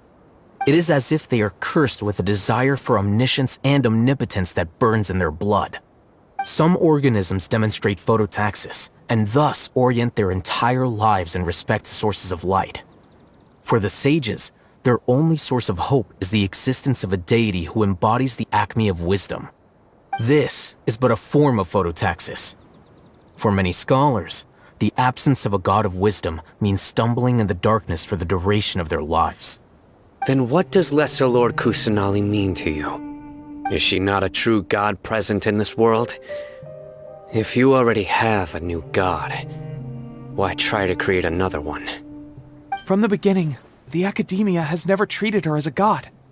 When the Academia first discovered Lesser Lord Kusanali, the newborn god of wisdom, the sages hoped that she would be as wise as Greater Lord Rukkhadevata. But upon evaluation, they found that at the time she possessed no more intelligence than any ordinary human child. The sages never had a ruder awakening. This forced them to accept that Greater Lord Rukkhadevata had indeed passed away.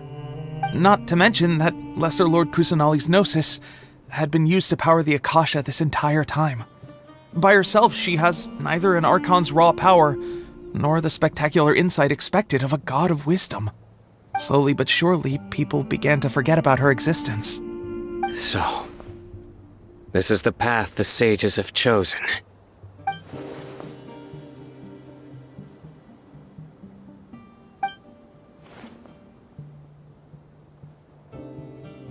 All right, let's try to keep our cool. If everyone's in a bad mood, then let's change up our scenery. Rahman, give me a few men to help us escort the village keepers back to the village. And these two scholars, they're coming too. Sure, as you wish. The village keepers you've found have all been returned to their homes, and each one has a dedicated caregiver to look after them. The two new scholars are being kept under close supervision, too. Really great work, everyone. The atmosphere is so heavy.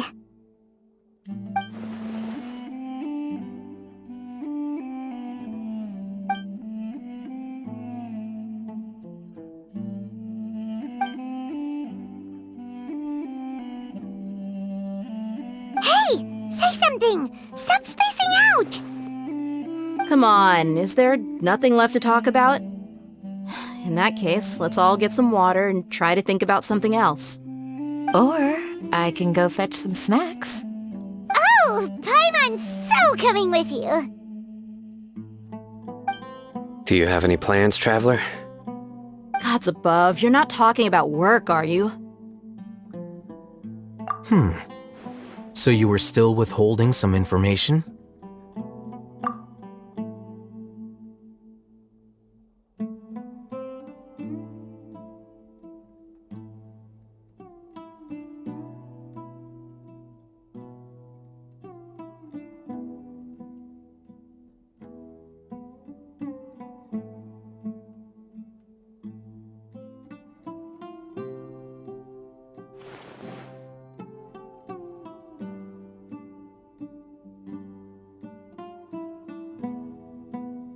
Even though we lived through all of this firsthand, it still feels super surreal to hear you talk about it again. What a whirlwind of a story. I felt like I was holding my breath the whole time. It seems like there will be more issues to face in the days ahead than I had anticipated. Still, now's a good time to make our next move. Now that Ramon's joined us, we'll be an even stronger team. It's time to make a plan. Indeed. These events are a flagrant transgression of the rules in every sense.